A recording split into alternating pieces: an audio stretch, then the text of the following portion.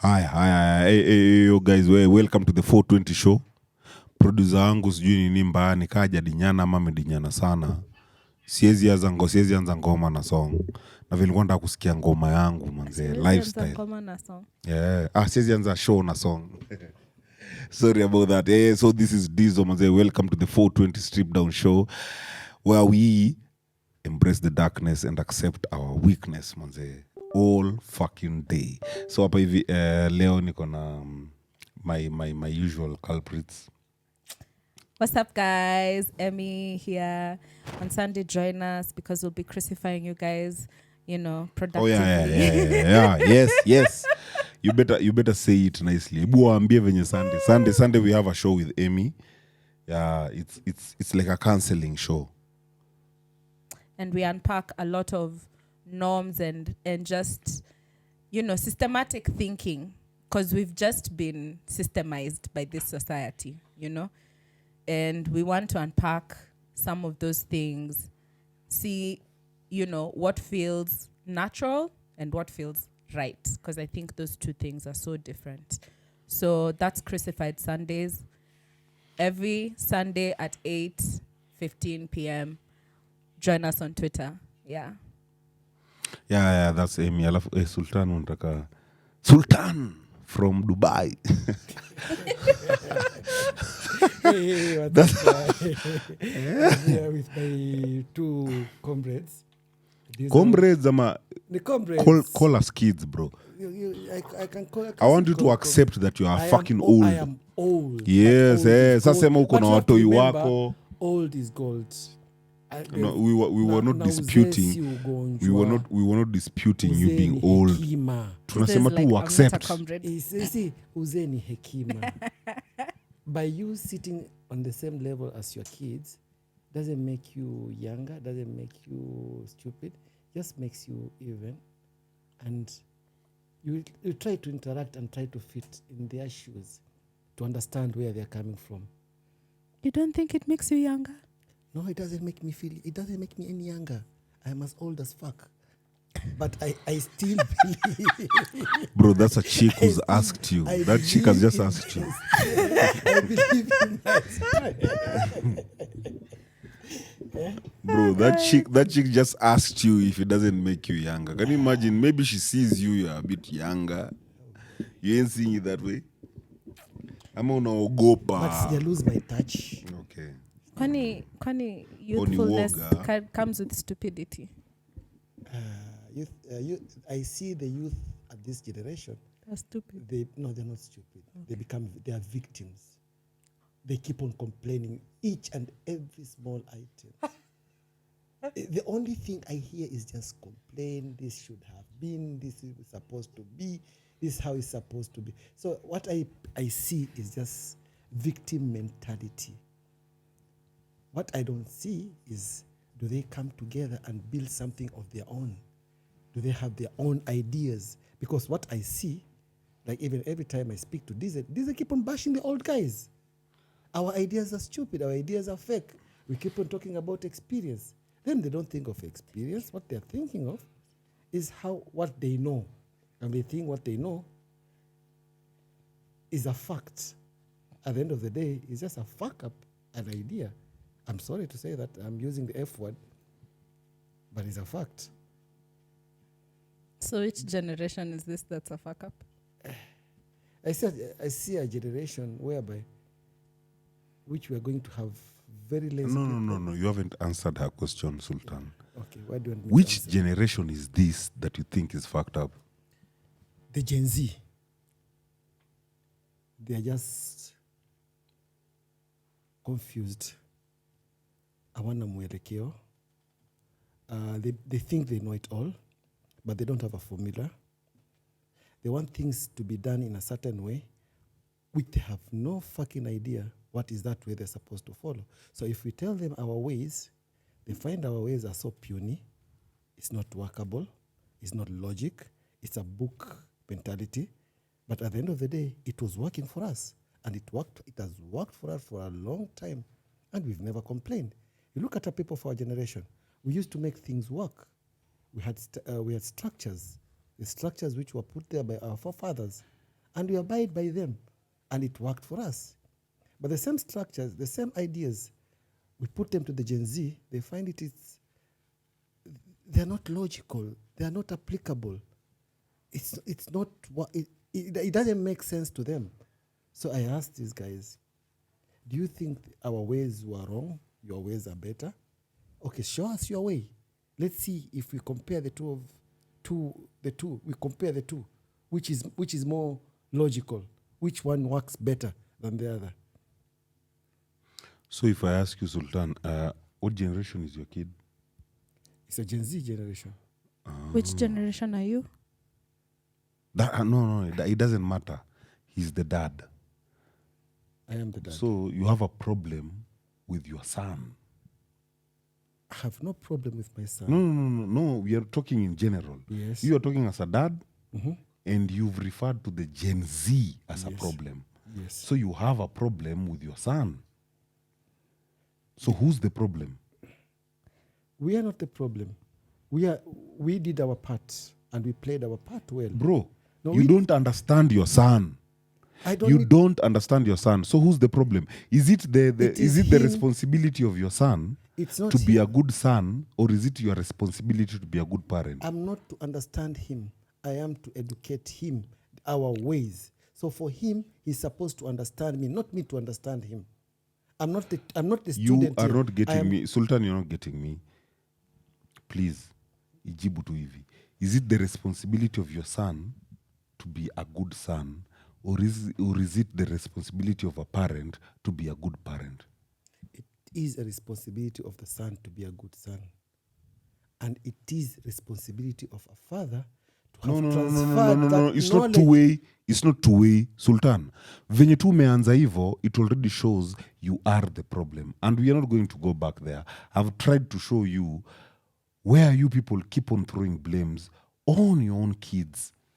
Bro, if you don't understand your own kid, then you are the problem. How You are do I- trying to force your kid to be what you're expecting. You understand?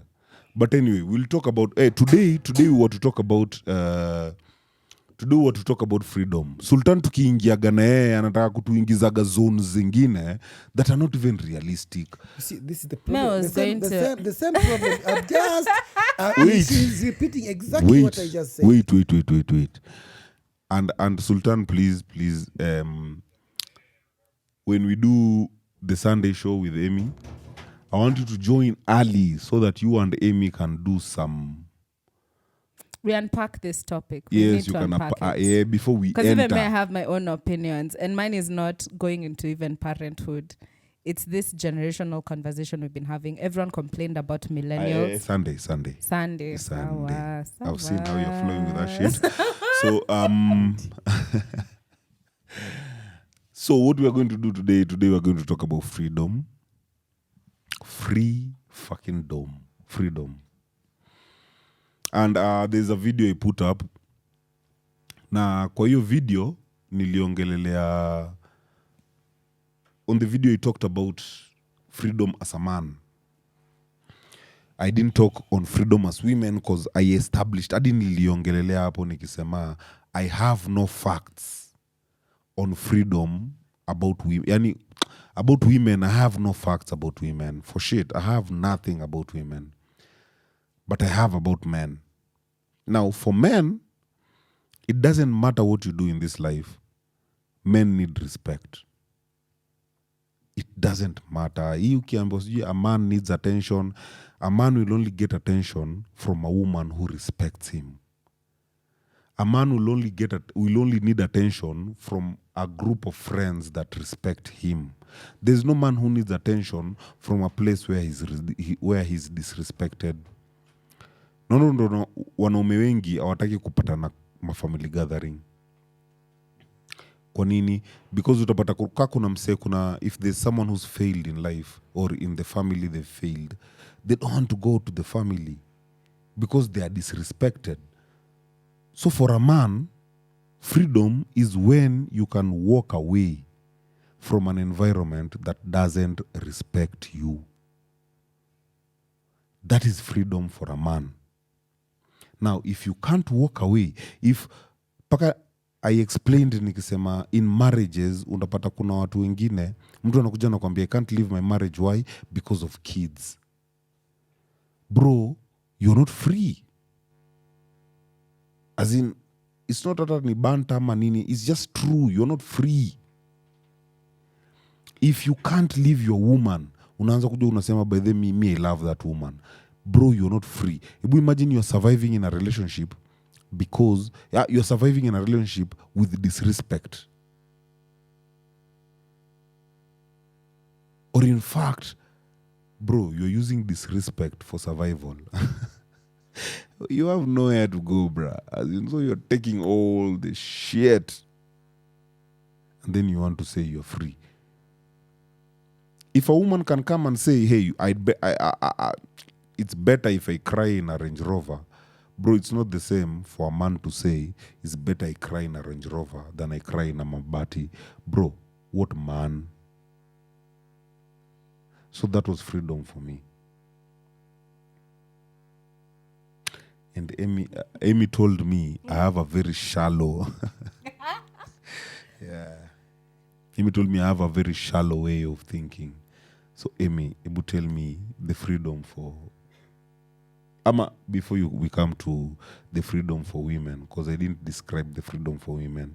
And I wasn't discriminating no women, or I wasn't introducing any gender. I was just talking about what I understand. I mean, the fact that you've explained freedom and you've chosen to explain freedom for men, you've introduced gender. No. That's what I understand. I know nothing about your freedom. Maybe your freedom is just being fucked freely, or maybe your freedom is being a nun, where you commit your virginity to God. I'll get to that. So I know nothing about women. I know things about men, though. Men want respect. That's all I know. Okay. Before we come to my explanation. Yeah, we're going to Sultan and welcome Soli, the latecomer. Hey, what's up? You know right I'm now that student. Right now if I hear about any death, I can't be your alibi. The times you're getting late to this show is just scary. It is scary. Yeah. And people are dying, bruh. Bitches are dying out here. You're here coming late to a show. There's no alibi here, by the way. Don't... who? Get an alibi. Where? So Liz too late for I this show. have an alibi, but I don't think that's important. Yeah, right but now. anyway, let's go. Uh-huh. Sorry for being late. It is what it is. Like if I could do it better, I would have done it better. Just know I am here now. So let's do this. Sultan, you are going in on freedom. I want you to get your brain on that. I agree with Diesel. Men eat respect, not ugali and nyamachoma. We feed on respect. If you're I just don't understand. You bring someone to your space and they disrespect you. I don't know how that works. And then you're just okay as a man. I think for me it would be hell. There would be no peace. Na ikikataa na kurudisha kwa watu wenu. Niseme hii huyu imekataa. It's just that simple. I don't know. Baba yao Sultan kutoka Zanzibari, hata ametoka Dubai sasa. Yuko Zanzibari. Baba. Now, what we talk about, when we talk about freedom, what do we understand about freedom? Sultan, talk about freedom from your own perspective. Everyone did talk about freedom from their own perspective. Now, talk about freedom from your own perspective. Because Usituulize what do we understand about freedom. We've told you what freedom is for us. I understand freedom. It should come with respect. I understand with you. I agree with you, and I agree with Soli. But that freedom comes with a cost. Nothing is earned. Respect is earned. Freedom is earned. Nobody gets freedom for free. That's one thing we really have to understand. So if you want, Sultan, can you talk about freedom, bro? yes, I'm talking about What is freedom? Freedom For is you, set- what is freedom? a mindset. What frees you from reality? What frees you from your ideology? What frees you from your life? What makes you feel that you're free? We see birds every day waking up very early in the morning to go and fetch for something they don't know whether they're going to get. That's what I call freedom. Because they don't know what they're getting, but definitely they're going to get something to eat and they'll come back home fully. But for a human being, he has to go out there and work and fight for whatever he has. He has to go to report to work by 8 to 5. I don't call that freedom. I call that survival. A freedom is where you can wake up anytime you want, feel free doing everything you need, and be happy and be content with what you have. That's what I believe freedom is all about. So I ask you, because my freedom cannot be the same way I believe freedom as yours. Maybe yours is believing that you wake up in the morning next to your wife. You find that is freedom. That's what makes you happy. But to me, I believe that freedom is a set of mind. And everything that you want to be free has to come with a cost. Either you spend, either your time or your finances. That's all. Sultan, freedom you is. know what? I'll take you around. I'll take you down. I don't know a simple explanation how you want me to explain. No, it's not about. It's not about simple. You're just archaic. You You can call it you whatever are it is. you are. What is that building in Tao? Archives.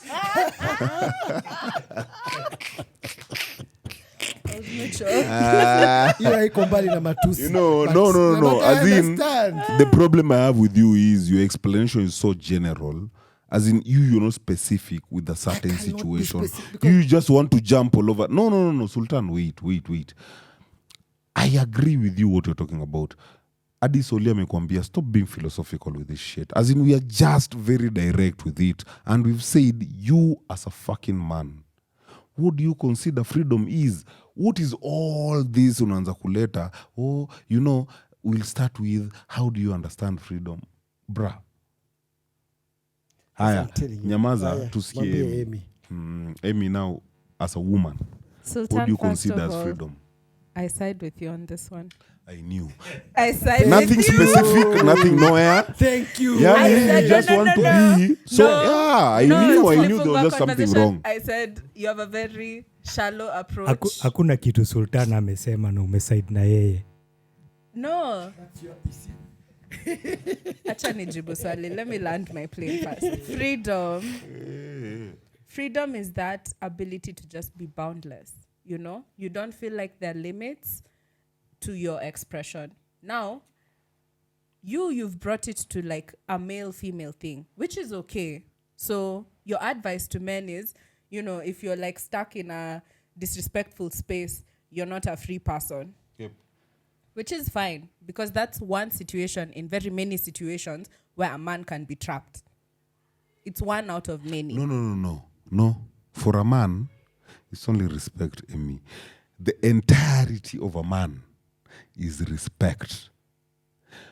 Why men go to war is because of respect.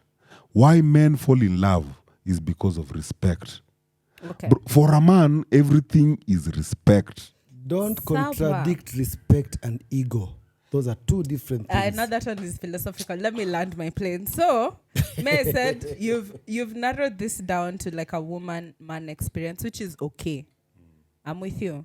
So if I answer it from a woman's perspective, I think freedom to a woman is security and the ability to express herself safely. So if I feel safe, for example, if now we're bringing it into a relationship setting, yeah, what are the marks for when this and this and this is in place, I feel secure. For some people, that's money. For some people, that's, again, also respect, because tulikuwa tunaongelea femininity, masculinity, so it can change. But I feel like everything that a woman is about security, her safety, the safety of the people she loves, the safety of her offspring, so that they have the ability to express themselves.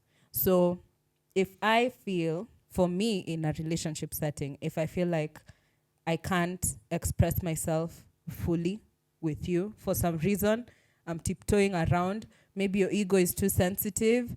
Maybe your, temper is not in check for whatever other reason, or maybe our conversations are just don't have enough water for me. I'll be like, I don't really feel free. I don't feel authentic. I don't feel like I'm being myself with this person. But now, why I agree with Sultan is because freedom is such an individual journey, and I don't think it has anything to do with gender as much as men. In this conversation, I feel like men demand respect when you should be commanding respect. It should be given to you. You shouldn't take it. No man should have to take respect from a woman. It should be given. So if you find that you're not commanding respect, just the same way we usually advise women, like you shouldn't have to beg for love or attention or these things, Dominance. Dominance? Yeah. Who's being dominant in that case? The man. The fucking man. So they need to be dominant. No, you people demand for it. Like, as in, you'd It's be more like, just be a attractive, yes. man. So I you mean- demand for dominance. That's fine, but there are also men who demand for respect. Just the same way there are women who command. Let me say it's both spectrums are equal, because the women who will command that that's what they need. They won't enter a relationship going like, oh, I'm the one who's going to call the shots and wear the pants and As a man, if you walk into her space, you'll realize, okay, I need to be the frame. She needs to be the, whatever is within the frame.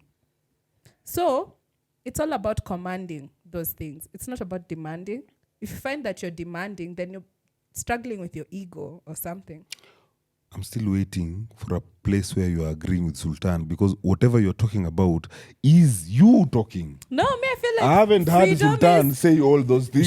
She can't. No, she said he said freedom. He said freedom is like me. I relate with that. It's being able to wake up at your own time, being able to. To me, that's freedom. I don't have a relationship. I don't have like a significant Let me other. just go on with that. Go on with She that. can't agree with Sultan because Sultan said nothing. Sultan said nothing. Like literally, Sultan Being able didn't to say wake shit. up at your own time, being able to express the stuff that you love, being able to Being live able a to passionate go and out fulfilling without life. without being held accountable, being able to come back to your own space without finding no No, one I would there love asking to you. be. I don't mind accountability. Accountability is welcome. I think it's safe when you're accountable to someone. Mhm. So what is this being able to that you are agreeing with Sultan? Because Sultan didn't say shit, but apparently there's a point you got from Alisema Sultan. being able to wake up at your they own are time, having the freedom to communicating express telepathically. yourself. But I see we where he was all coming wake up from. at our own time. But we said freedom, you No, earn some it. people Respect you are earn. laboring through this life and surviving. What do you mean we all wake up at the time we want? That's not everyone's experience. Imagine we wake up at the time we want, Amy. You know Who's this we? life. Yeah, everyone. You see, It's a lie. No, you see, that's a if- lie. It's a no, let me lie. tell No, you, once you're Sultan. Wait. once you're Let me employed- land my plane. Okay. Now, once you're employed, what time are you supposed to be at job? If you're supposed to report at 8, that's not. I don't call that freedom. That's No, slavery. wait. This way you don't give me time to give my explanation. You Bro, always say, wait, I finish. I'm Eh? still going with the questions. You said it's about employment. Yeah? Now, if you're supposed to go to be at work at 8, right? What time should you wake up? No, depends on how far you stay. You can wake up by 4 o'clock in the morning. You So can wake up if by you're 7 working- o'clock in the morning. If you're working in town yeah. and you're living in Feather, Mm-hmm. yeah, and you're supposed to be in town by 8, what time do you wake up? That means you have to be up by 6 o'clock in the morning. Bro, then make that a want. Stop being a victim on that shit and be But I like, don't hey, call you that know freedom. what? No, you took yourself to that Immediately job. the time I answer to somebody, I've given out my freedom. But that's what we've all been saying, Amma. That's what we've all if I been have to saying. report to somebody, I've lost my All freedom. I'm just saying is, Sultan, freedom, the moment you don't get respect. Bro, if your boss respects you, Sultan, then be professional with that shit. if your boss respects you, Because then some be people are professional just with that working shit. for the paycheck. Yeah. What's your Now advice those for people them? are They have those to people are not survive. free. There are people who are not just working for the paycheck. There are people who work beyond the paycheck. True. Those people are free. Okay. Now, let me go back. So we're agreeing on the same thing. Yes, We're because We agreeing. are talking luckily of I'm the not same agreeing thing, with Mama but he's Ade. twisting his word. I'm just not understanding. No, because- I was just talking. Mine is very specific. Sultan, mine is very specific. As a man, what makes you free? That's what me can relate with. Hizi zingine mi naona mnaenda in general. You're Is the- generalizing a lot of shit. As a man, what can you agree with? It's the ability to make decisions without any contradiction. It's as simple as that. So it's about respect.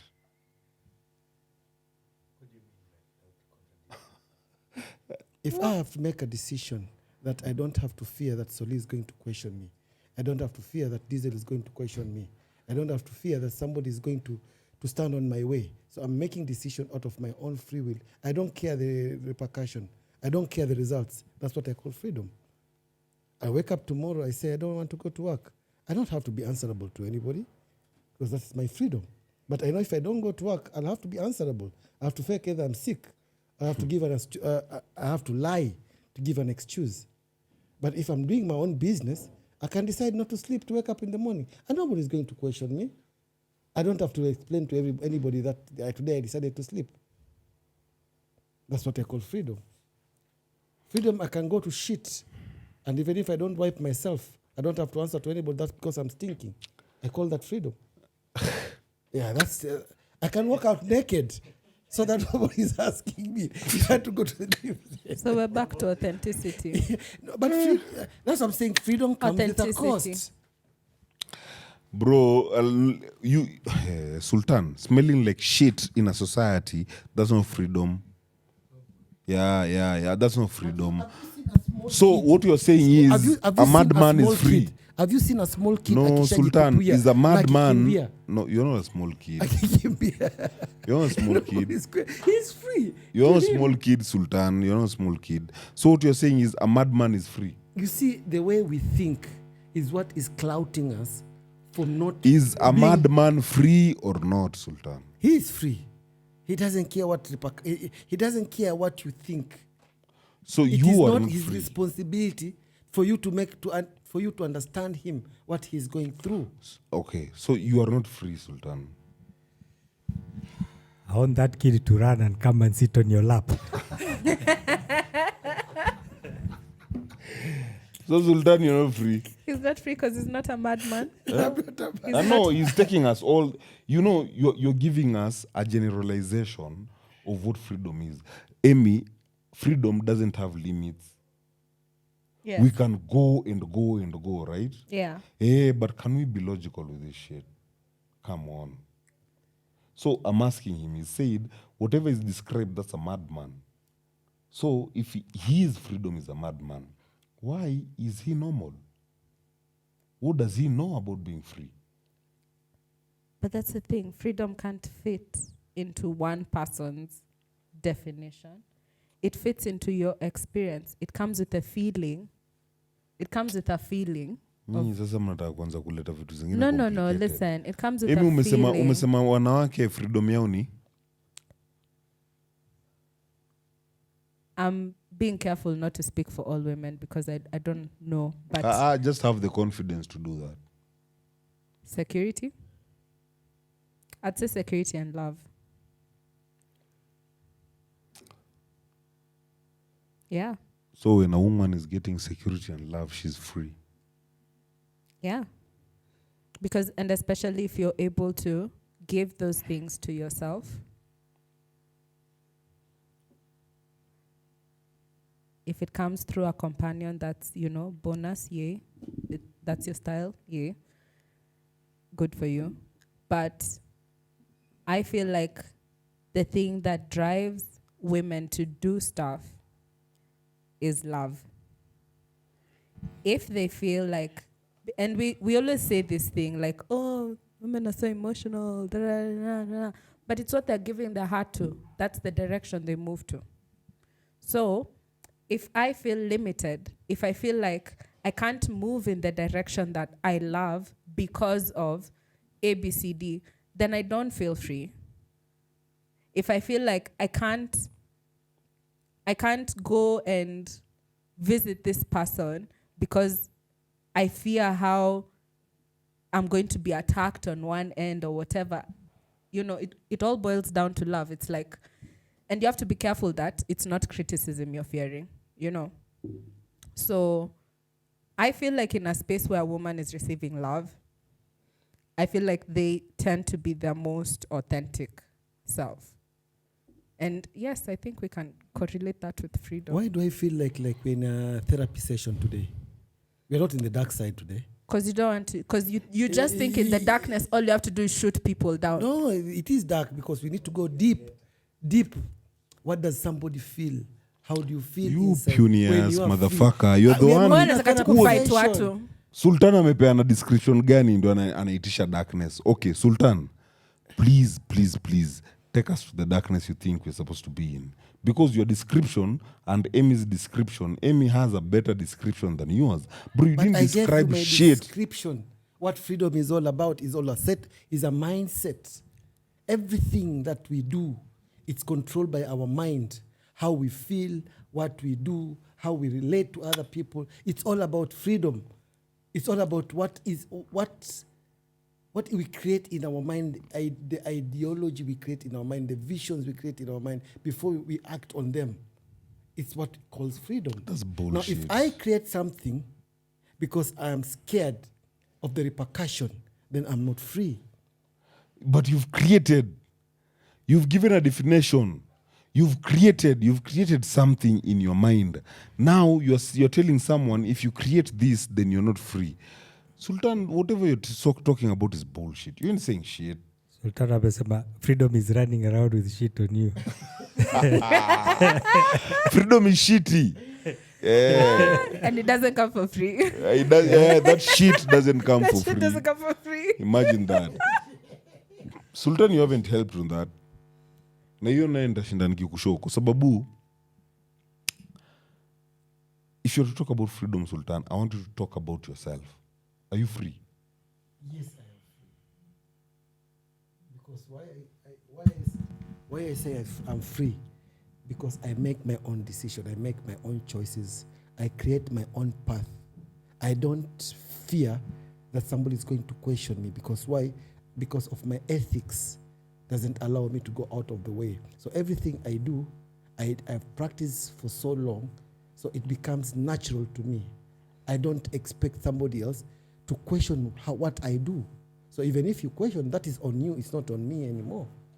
So that's what I call freedom. So whoever you're talking about respects you. What do you mean respect me? Because the people I work around, the people who live against me, they have to respect me. Because I've earned it. I didn't command it. You see, respect is you As in earn. Sultan, I've just asked a you simple earn- question. I respect didn't you- ask how you got that respect. I'm just asking. But So the people around you respect you. they respect me according to how I behave. Why are you so defensive with this? Yes or no? Yes, they It's a yes or respect no me. question. They respect me. But I have to give you an explanation why they respect me. Bro, as in, imagine if you say yes or no, you've Okay, already yes, they explained respect it. me. Huh? They respect me. Yeah, so if they do respect you, don't you think, Sultan, then you're free as a man?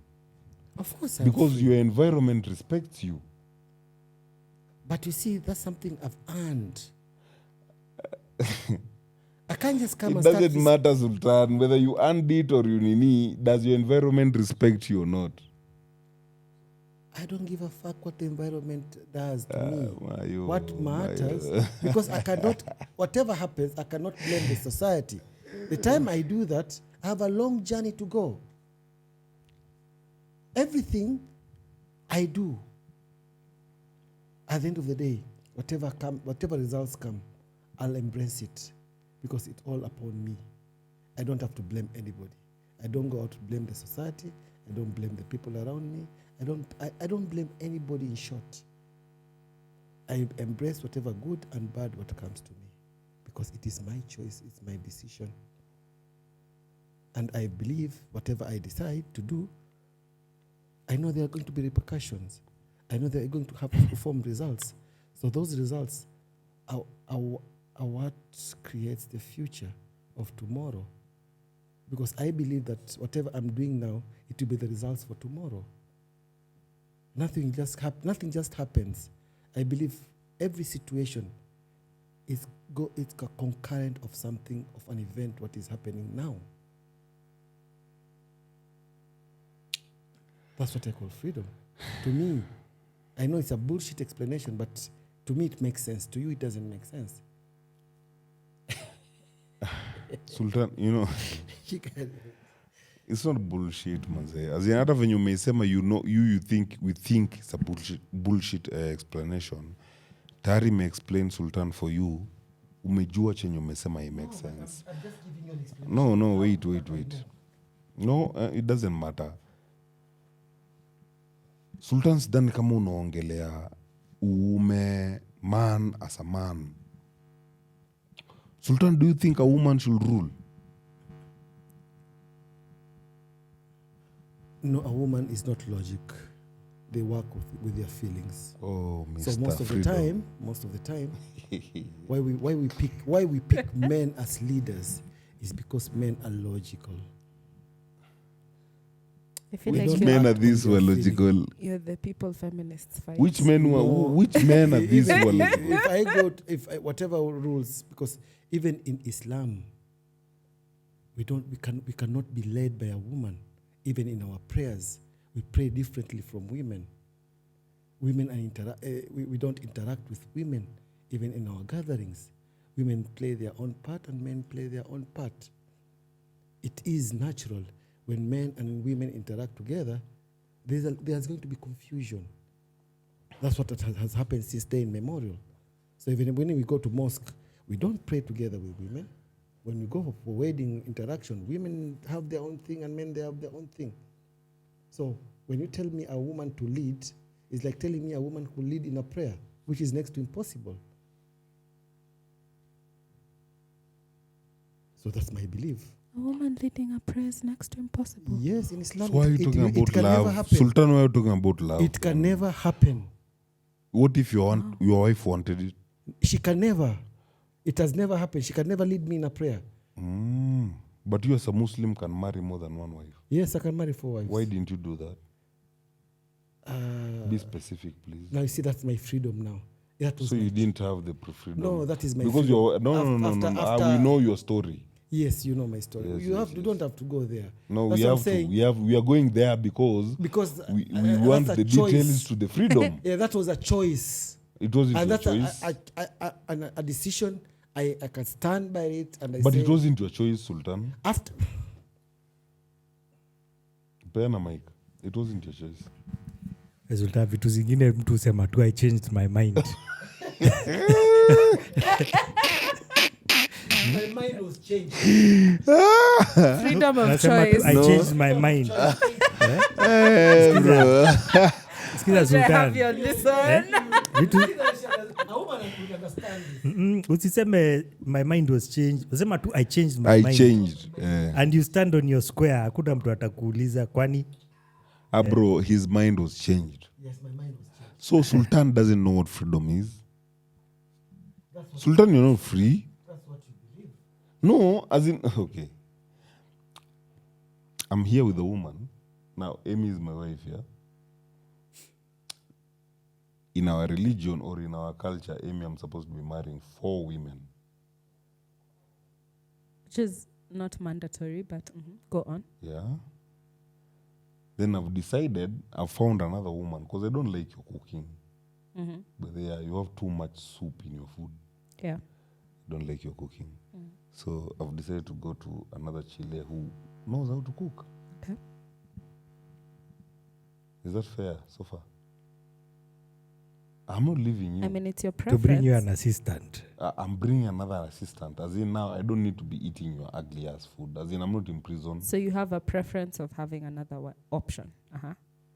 It's not about No, preference. it's to enrich the family because the children Yes. will enjoy the good No, food. it's for your Good food. palate. No, Even for my children's palate. a man doesn't need Sawa. nini. It's for food. A man can cook on his own. Yes, it's for food's sake. Is So you're getting another wife because you If can it is cook bad on your own. food- Me, I can cook for Yeah, if it myself. is bad food, I can The only cook on my reason own. why my wife needs to know how to cook is so that I can know my kids are Is eating that well. fair given the circumstance? That's fine. It's my one of the kids are things that eating well. if we have a religion that we stand by and that's what we believe, that's okay. No. What's so Amy, wrong about you it's changing your me mind? And you. It's me and you talking. Yeah? Amy, Okay. you're my wife. Yeah? Nijibui kama mimi. You Ji- are Jibu my kama wife. bibi Okay. yake. Si kama wewe, kama bibi yangu. Okay. Yes, you're my wife. Amy, you don't know how to cook. Man, your food is whack as fuck. As in, everything else is legit. Yeah? Except what Food. I prepare. That food is bad. And then, you know, like as in, there's some other chile. Oh, we've clicked. Why can't she just be hired? Mashakura, madabo stash. It's okay. She can be No, hired. you'll talk. Wait. So I go for this other chile. Now, my culture is allowing me to marry 4 women. Okay. Yeah. So I'm marrying these 4 women based on, it's relevant. Your reasons. Yes. So is it wrong for me to go for this young chile who can cook? Because I'm not leaving you either way. It's not wrong. Yeah? It's not right. What do you it's mean? So- just- no, my culture is allowing it. Okay, so it's not wrong. So it's not wrong. Yeah. Yeah. So when you convince me not to go for that and convince me to go against my culture, is it wrong or right? It's not wrong. A whole entire culture. It's not wrong. So when you're At the end marrying of the me day, in my culture, you're not you making the didn't- you decision didn't with think I'd 10 do people this. in your mind. No, You're why- making why- the why decision did as we- you. I've married Me, I you. married you. I didn't marry the culture. I married you. Okay, so the marriage was in what culture? Ni sawa. If you married me, why did you go through the cultural marriage? It's okay, but if I'm putting in the yeah, yeah. effort to Yes, yes, convince yes, you yes. otherwise, clearly No, I have a Amy, boundary why there. did you go through the effort to get married in a cultural marriage? Because you were bringing value. Otherwise, why would I attach my life to you? Oh, so now when you're not bringing a certain value and I want to go pick that other value somewhere else, it's a problem. What if I've convinced you by solving the problem that was there? Which is, you're going to cook better. Yeah. If my cooking improves. And So- that's your reason. Sultan, and that's, your wife cooked that better. is my power to Yes, use that's to... what. That's what. You know, she's explaining exactly how my wife will have explained. I've used- and Amy, is that freedom for Sultan? Yeah, because everyone has had the freedom to choose. No, No one's Sultan putting a wanted to gun. choose and he chose. And then he chose otherwise. He's free to choose otherwise also. No, he already chose. and So he's you free to change his mind. you manipulated him to change his mind. Is that freedom for I Sultan? persuaded him. Is that freedom So for that Sultan? kupika ni easy to fix. Ungesema unataka kama watoto 15. Okay, let's look at it. Let's flip this. Yeah. So take the same analogy. Yeah.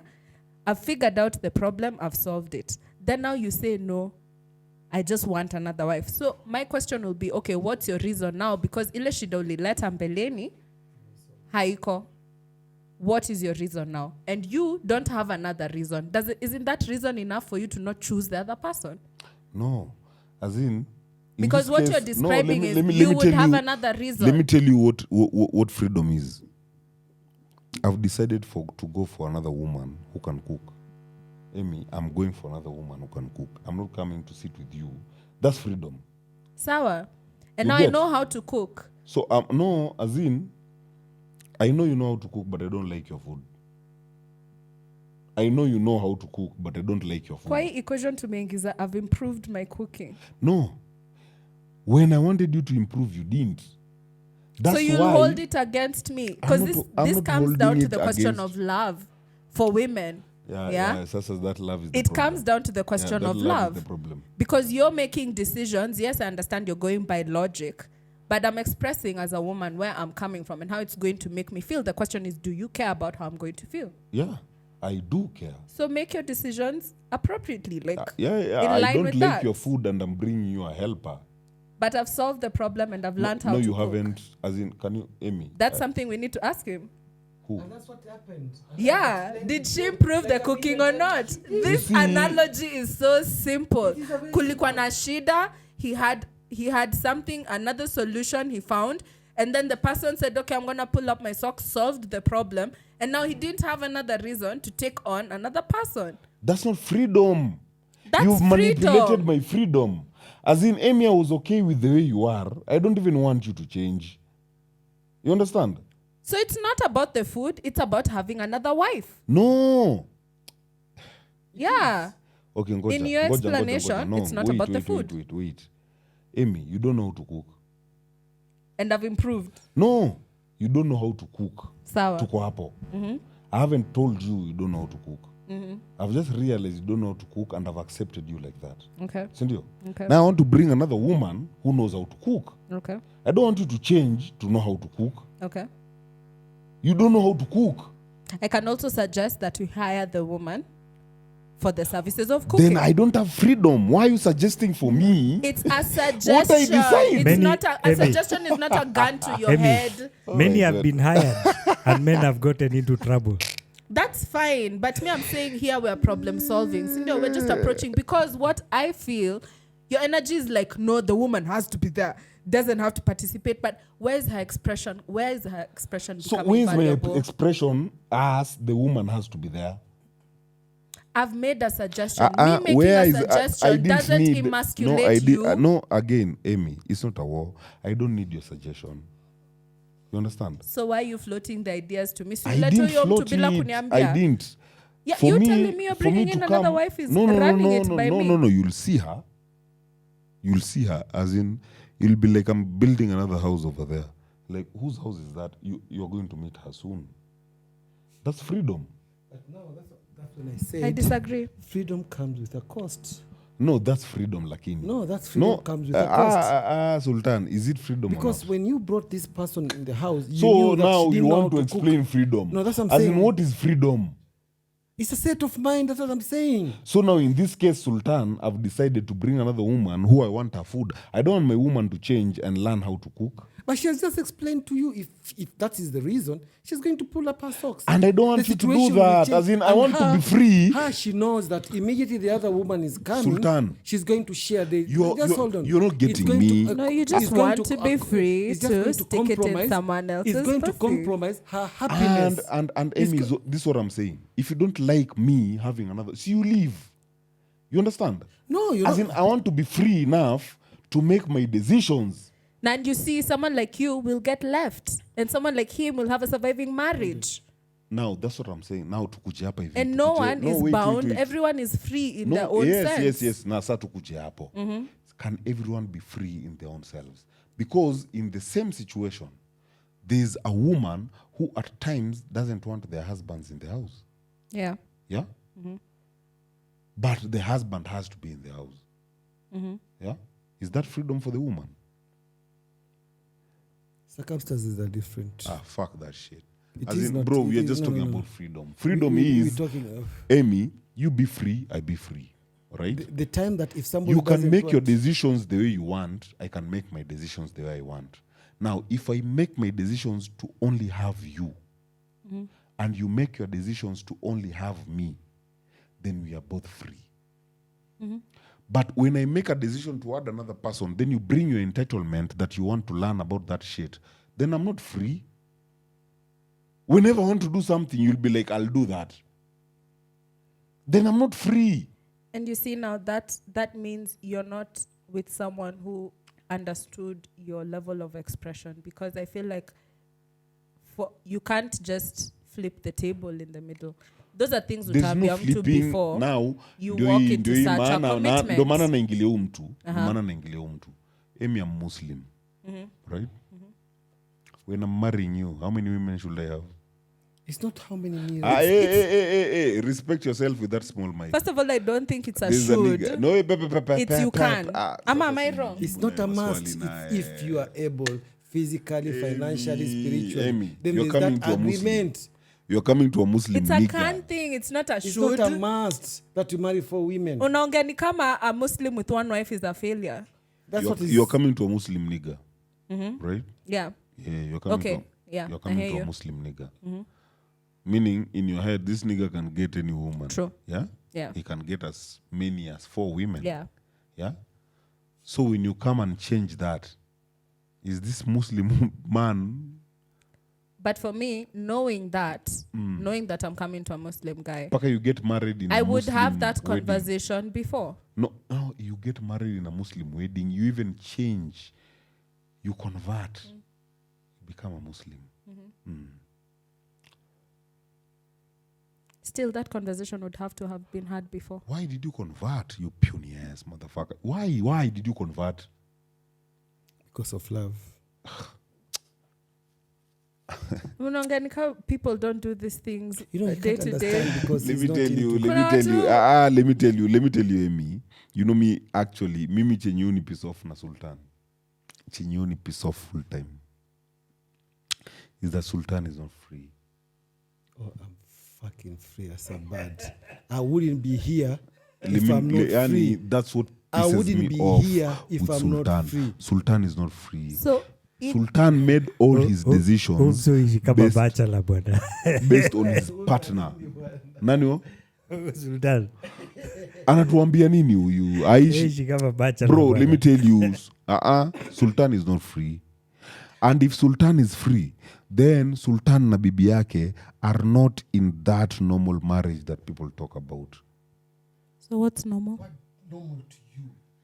No, normal ni ile ya Sultan, what time is it?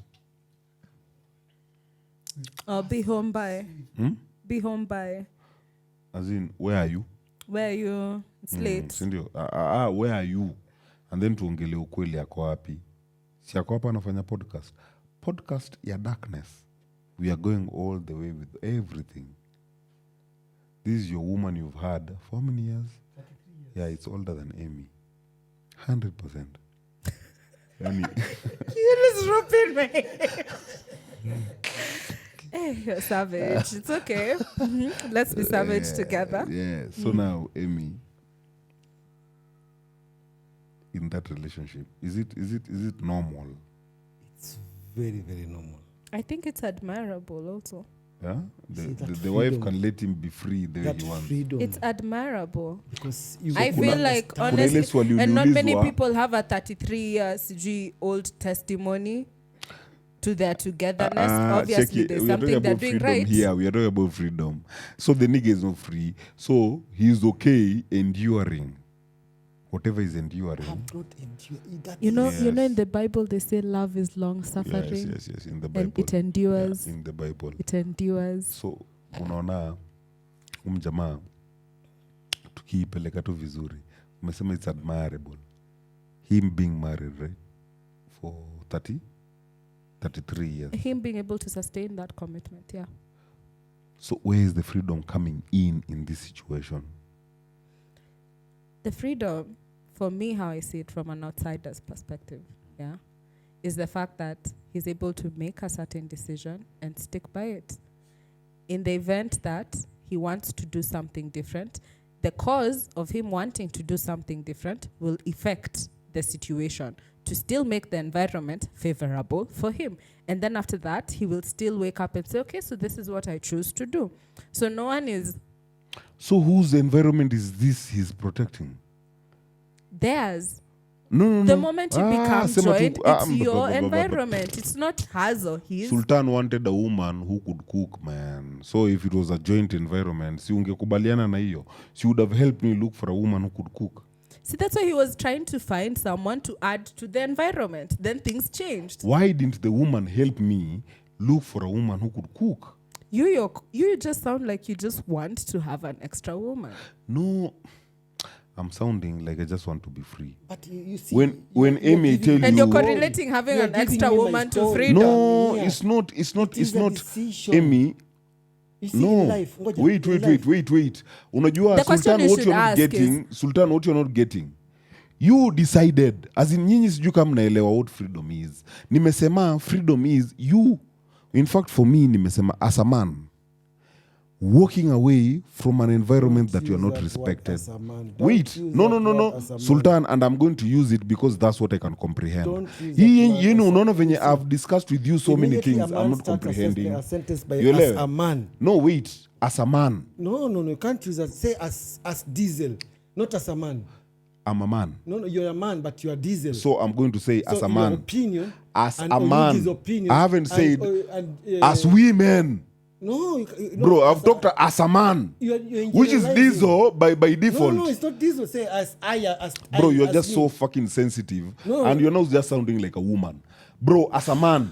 Now, when I say as a man, who's individual talking When here? we talk about we, you always question me. I'm why do I not. talk I'm not we? saying we. It's as a man. Not as we men. As a man. Who am I talking about? Why don't you say as Diesel? Yeah, wow. Okay, semantics. Make your Bana! points. Semantics, no. I Do you know where understand he's what I'm heading, saying? and Make your I'll stop him. No, I know where he's heading, and I'll stop him. Honestly. Yeah, wow. As in lazima niseme jina because I identify myself as Diesel As or what? Diesel the man. As As Diesel is a man. Yes. As a man. As a man. I'll go by your definition. That is very singular. I'll go by your definition. As a man, everything I do needs to be based on respect. As a man. For me, what Now, I'm maybe, hearing- no, you are a Finish. woman. Now, maybe Sultan, he's as a man. As Ali. Again, Because sasa you ni just he. said I'm not a man. I speak like a So, woman. okay, as a she. As a man. No, as Ali. No, no, As no, no. Sultan. Because my basics. No, because we are going to the basics. Because now, Say, kwani if tumekuwa I'm political identi- sasa? I'm being identified. Sasa Sultan, with let a me tell problem. you. I want to solve a problem. Nataka Kidogo we usikie. introduce No, you're not pronouns. solving anything. Nataka usikie hata video yenye nilitoa. Yenye nilitoa, I talked about men because that's the fact I have. As a man. Not as Diesel. You want to talk as a married man in a 33-year-old prison. You need to talk like that. That is my prison. Yes. Now talk as a 33-year-old prison guy. Don't talk as a man or don't talk as Sultan. Venye mi tu umeniambia mimi, I can talk as a man. I can talk as a 10-year-old Do you prison. know? Do you know the difference between a prisoner? Let me tell you. Ngoja, just a minute. Wait till I finish lakini Sultan. Wait till I finish. Let me give you Nilikuwa a simple nakuchokora tu. explanation. Wacha Let me nimalize. give you a simple explanation. Just a small one. Do you know mfungwa alofungwa in a prison for 33 years? Hagadiwi sana kama yule amefungwa na 3, 4, 5 years. Comprehend that. Diesel, how do we know? How do we know? May I have a Because you've been question? How do you know I'm a institutionalized. man? No. How do we know you're not just projecting? Did you, let me ask this question, since we're embracing our darkness and our weakness. Yeah, true that. Did you feel imprisoned in your marriage? Yes, I did. So speak for yourself and your No. experience. And I am not talking about my marriage. Because any small decision that another man makes doesn't mean they're imprisoned in their situation. But you, I am not talking felt- about a marriage. you're talking about his A marriage. man. No, I've told him I'm talking as a man. Now he doesn't want me to talk as a man. So me, I'm telling him, can you talk about yourself as this? As in I'm talking about me as a man. It has nothing to do with my marriage. Me as a fucking man. Me as a man. What I hear is that ukishamwa ni hivi. You know, like there are rhino charges. Yeah. They've woken up, they've put their head up, they've seen the target is over there. That's the direction they want to go. They charge. They charge in that direction. And even if the thing moves and someone runs in another, they have to stop, analyze everything, look, charge, but wewe unasema no, this is the way, huyo mtu nilimwacha hapo and even don't takimbia. No. That's how you're making decision making. Sound No. like No. Tutakimbia tukutania So, upande ingine wacha ya nikwambie ardhi. mi hata Utajipata siangalii peke hivyo. yako. This is how I'm looking at it. I'm talking from the point of, for a minute, I didn't understand what it means being a man. okay. Then I realized what it means being a man. So now I'm saying, I'm talking from a point of realizing what it is being a man. So you think being a man is receiving respect? Yes. You should start with respecting yourself, because then you would be attracting those situations. Because Yes, many now of the we men, are talking. Now we are talking. many of the men, and Usiende kwa negativity, just back it hapo kwa positivity. okay, Like for you to It be a starts with man. your own self-respect. Yes, like Ungeacha as in, amalize hiyo ya many of the men. huko sasa Ndio mtapelekana tumjibu. huko na the feminine Huku ni man. darkness. Huko. Lakini mimi nakwambia hii side yangu ya as a man. so you It has to found start it. with you You as a found it man respectful to walk away from whatever situations, yeah. that are not respecting me. Amy, I won't disrespect you, then expect you to respect me. So you didn't have enough. You didn't have enough. Like aikutosha mboga. Yes. Whatever you are fighting for, aitoshi mboga. Haitoshi mboga. Umeleta reasons zako. As it makes sense. Sawa. How is your situation different from his, where he alipata imetosha mboga, I'm good, and decided otherwise? Why is he the one who's not free, and you Sasa the ndio one who's nimemwambia free? him his broad semantics, right? Mimi was talking about as a man, all I need is respect. It doesn't matter how you're going to respect me, but I have to earn it. Now, if Amy, I'm with you and I'm not respected, then what am I doing in that shit? Yeah. You get? That's what I'm talking about. Now, if I've decided I want to bring another woman, who are you to tell me not to bring another woman? But it's exactly the same thing I said. Respect you. You earn. get? As in, I've You earn decided, the respect. I've already earned it. Like, she Sawa. does respect me. Who am I? You've asked me who am I to Yes, who tell are you? to I'm tell your me wife. I can't. I'm your wife. Thank you, my I have wife, the baby room. girl. Now Yeah. I want to bring another, and I'm not bringing in your house. She's having another house. There's no one bringing anyone in your house. Sawa. I'll just be bringing myself in your house. Sawa. Yes. Now there's another woman with her house. Okay. Yes. Uko. Okay.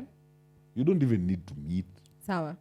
So at this point, I have the option of choosing to convince you otherwise. No. You have the option to leave or stay.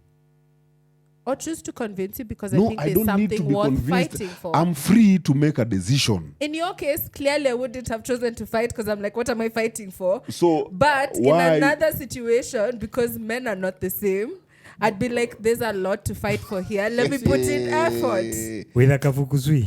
Let me put in With a effort kafukuzi, here. you can do that. But I'm telling you, Listen, I gave an example. This person left their religion. This person agreed to convert Yeah. from her religion to your religion Yes. to fit in your life. Yes. Now you go in that she comes in your life to make your life easier. That means because there's that bond you guys created. It doesn't matter. So, no, don't- You, let no, me give you Sultan, it this- doesn't matter. Don't, I no. assume when we're married, you Hiyo ndo value me kitu for more than nasema, my hiyo ndo kitu nasema, vagina. hizo ni semantic. Sultan. Ndio najaribu No, wait. kukueleza, we're going there. Usinipeleke huko kwa semantics, Unataka unataka kunipeleka kunipeleka kwa nikuexplainie. emotions. I'm not giving you emotion. I'm These just giving emotions, you reality. Sultan, when you're bringing a woman to your life, they're embracing who you are, right? Yes, because If they can't embrace who you are, then they should have left earlier. No. Forget about leaving. You know, you Si ujibu hiyo. unajua sasa Ukileta mwanamke kwa maisha yako anafaa kufanya I'm nini? not marrying that woman to divorce her. I'm Ukileta marrying her mwanamke kwa to maisha add yako, value na- in my life. Sultan, ukileta mwanamke kwa maisha yako, Yes. unamleta afanye nini? Add value in my life, to add value in my life. Yeah. So meaning unaweza leta mwanamke mwingine pia ku add value kwa Yes, life you yako, can si bring ndio? another woman. So mbona huyu ndio akuwe wanawake wote unataka? Because you value her, because you wanted her But in you your can life. value This is the every mother woman. of Your your religion kids. has taught you This is a to person who value has for women. sacrificed. This is a person who has sacrificed the religion. Somebody has But sacrificed. all of that's what your religion has taught you. You can't marry a woman and change to her religion. She has to change to your religion. religion, So it's yes. not about sacrifice. So it's You about- knew what you're getting yourself into. You're getting yourself into a man who can marry 4 women. You see, now we are talking about freedom because now it was her choice. I did not force her to come to my religion. This is somebody who made a decision. So that meaning because- in my religion I can marry 4 women. Why are Yes, you in making my me religion, not I'm marry allowed 4 to- women? No one is now- making you. But now, She did. But No. He wanted to get a You second woman. will choose Yeah, to he not chose- take another person. No. He chose a woman. I'm telling you, Sultan chose a woman. you see, if I had Sultan had a introduced her- woman in mind. As in, the woman was cooking very good food. It doesn't. Sultan had a woman in mind. The wife entered into his head and told him. In fact, you know what? Not only did the wife enter into his head, the wife involved his family. This asshole wants to go marry another woman, and I'm here, I can learn how to cook. Biatch. Come on. You knew you're coming here for 4 women. Let me tell you. How are you changing that shit? How are you changing it on me and then saying you sacrificed the meaning of when you territory. didn't know what you're coming to? Everybody protects their territory. Yep. It is a very, very simple thing. Producers unieke tu short. Mi hata nasikia yani. Soli, hata wewe venye umenyamaza hadi But nashangaa. then Am I making sense or not? I feel like you're attacking women. You know, like No, this no, I'm not conversation. attacking women. No, You we're know, in the darkness. Let's dive, yeah. Yeah. you know, I like watching this guy called Cesar Milan, the dog whisperer. You know the guy? Yeah. And this guy goes trying to rehabilitate dogs, yeah. And there's some point, and I'm not calling anyone a dog. Please don't hold it against me. I'm trying to bring out a point. There's sometimes you come and you say, you know, he says to a dog, there's only 2 positions. There's leader, pack leader, and follower. If you're not pack leader, you're a follower. So there are these dogs which the owners don't understand how to handle the dogs. So the owners are weak. So the dog gets to a point where now the dog starts believing it's the pack leader. Anyone who tries to come near this guy, the dog attacks them, thinking that It's supposed this is to my protect my follower. I'm territory. supposed to protect. You're a pack leader, bro. You're supposed to protect your territory. And that's what I see with a lot of women. Yeah, no. I want you to talk to Sultan on that shit. That is what, you see. What is a woman fighting for? Why are you telling me, A Amy? territory? No, Amy.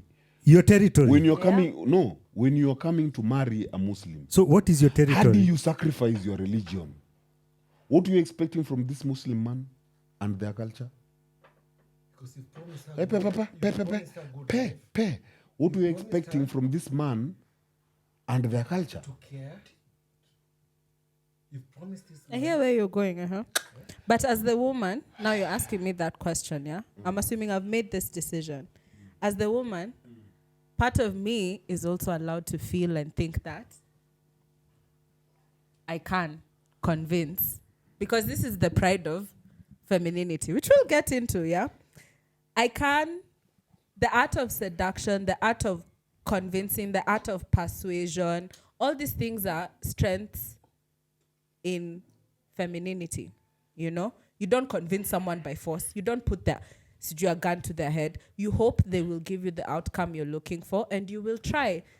Why you guys sound like angesema tu hivi, and then she's just supposed to lie back and just take it because he's a Muslim. You've not answered my question. So what are you fighting for as a woman? My territory. How am I your territory? Because you're married. Yet you know I'm supposed are to my have 4. territory. I'm supposed not to your have territory. 4. Our territory. You How's are it my our? territory. We're in a I'm not your union. territory. We're so in you're a going, union. you're Amy, going I'm to supposed fight to have everyone. 4. You'll fight everyone who comes into my Sawa. life. And I am. It is something which you build with time now. supposed to means it's a must. It's not a must to marry forward. It is sooner. Checky. Do you know what it means that it's not a must? Emi niseme, I'm with you, yeah? Na nataka tu tuende polepole ndio mjamaa situdanganye. Sultan has a sweet tongue. Kuna venye Sultan atakupeleka alafu shida ya yule mzee mwingine kule. He gets it, but he doesn't want to burn him. But wacha nikupeleke polepole. It's my body. So, Emi, mimi ni Muislamu. Yeah. Si ndio? By the time nakukujia kama Muislamu. Yeah? I'll be very intentional with that shit. We by the time unakujia Muislamu because you are changing your ways to my ways. Yeah. So if you're changing your ways to my ways, meaning tukieka kwa relationship, I'm allowed to have 4 women. Possibly. I'm yes. allowed. Not compulsory, but It's possibly. not compulsory, but I'm allowed. Now, Amy, I've been with you. I've never had a problem with you. Yeah. I just have a problem with your food. Okay. You know? Okay. I'm good with you. Yeah. Man, we good. Yeah. But there's another bitch out here Who can cook? as fuck. Okay. Bruh, and she gives me good vibe Okay. while she gives me that food. Okay. To a point, I want to marry this woman. Okay. While I want to marry this woman, there's no point I've treated you badly. Okay. Yeah? We good. I'm eating your bad food. And give you 2 kids. I'm 2 giving- bouncing kids. And not only kids, I'm fucking the shit out of you. I've seen how this old guy is drooling, so I can guess he has some libido in him. So, so I'm fucking the shit out of you. I'm not leaving you at it dry. Okay. I've given you 2 kids, Okay. gender-based equivalence. Yeah, boy and girl. Now I want me some other woman who can cook. Yeah, I haven't asked you to learn how to cook. Okay. I just want to have me another woman who can cook. Okay. What's the problem with that? There's no problem. So I can have that woman. If all circumstances allow. Freedom, Yeah. freedom. I've decided it's my culture. That's It's not allowing me freedom. to have 4. That's not freedom. I want to add a 4th, a second. This is Sorry. not a 4th. This is a 2nd. How is that not freedom? Okay. Let me use the same example, same tone, everything. Yeah. Yeah. So you're my husband. Okay. You've fallen in love with me. You love me so much that you fuck my brains out. You've given me 2 kids. I'm raising your 2 children. And given our time together, I have more leverage for my own security. Yeah? With this leverage, I can force the hand, you know? If I'm cornered, because who doesn't want to protect their Where is security? the cornered coming from? But go ahead. Where is the cornered? Why are You you so bringing in defensive another already? person. No, how? As in, so when you're coming to my culture, you already It's had not a about way to it's counter not about my before culture. tushavuka hizo bridges. Now we're here together, we've done time, and you don't like my food. Yeah. We've done time. We are past the I've already nishakuwa Muislamu tushavuka hiyo bridge. Yeah, me and my Muslim ways, and that doesn't change my personality. I just change the person I pray to. Yeah. I just Halima. changed. Sawa. The goods inside the vessel are the same. So if I'm protective And if I'm territorial, I'm just saying, yeah? But then also I approach it with respect, understanding your culture and understanding I can't force you into a certain direction. I would hope that the love we have for each other is so massive that when I make an adjustment, you would choose otherwise. That would be the hope of, you know, the woman approaching the situation. For me, in this case, being your wife. So if I make the adjustments and we have such a deep well of love because we've invested whatever we've invested into. And this is not true for all marriages because that guy could have decided. You can't decide to say, oh, no, I still want another one. And give me your other reason. If you would want to, I would hope that you would want to out of respect but you see, in and this love. case, as in, I'm giving you reasons. The only reason be free. The only reason you're As in, giving- imagine I'm asking But you, I Amy. don't find any freedom from walking away from my marriage. I haven't That's not walked away. freedom. I haven't talked No, away. I'm saying me as the woman. You've presented the options to me, and I don't consider freedom to be walking away. What do? I'll put up a fight. Amy, And you what's came so to wrong? My culture allows me to have 4 women. Allows. Sawa. I haven't even- said it but has forced even- me. Sour, but It you as allows the me. man, can make your own independent decision despite the culture. And I want to be a man in my culture. So kama hiyo ndio case useme hivyo. But, But I said it from the word go. That's why I had to change you to enter into my religion. But religion is not the goal. Wanna describe like hypotheticals that you would do. Okay, thank you. Yeah. Umeona mali sasa hapo ndo malikuwa nataka kuleta Amy ndio uelewe huyu jamani fake. This guy, yes, the issue is not the wife. Is The issue is this guy.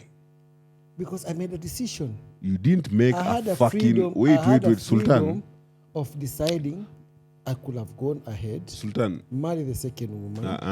Ngoja, just hold on. Mi nataka kuingia darkness na wewe leo I badly. will go. Leo hata Me, sikuachi. I have no problem. Hii freedom We hii can drag nilikuwa all the nakutafutia way. tu.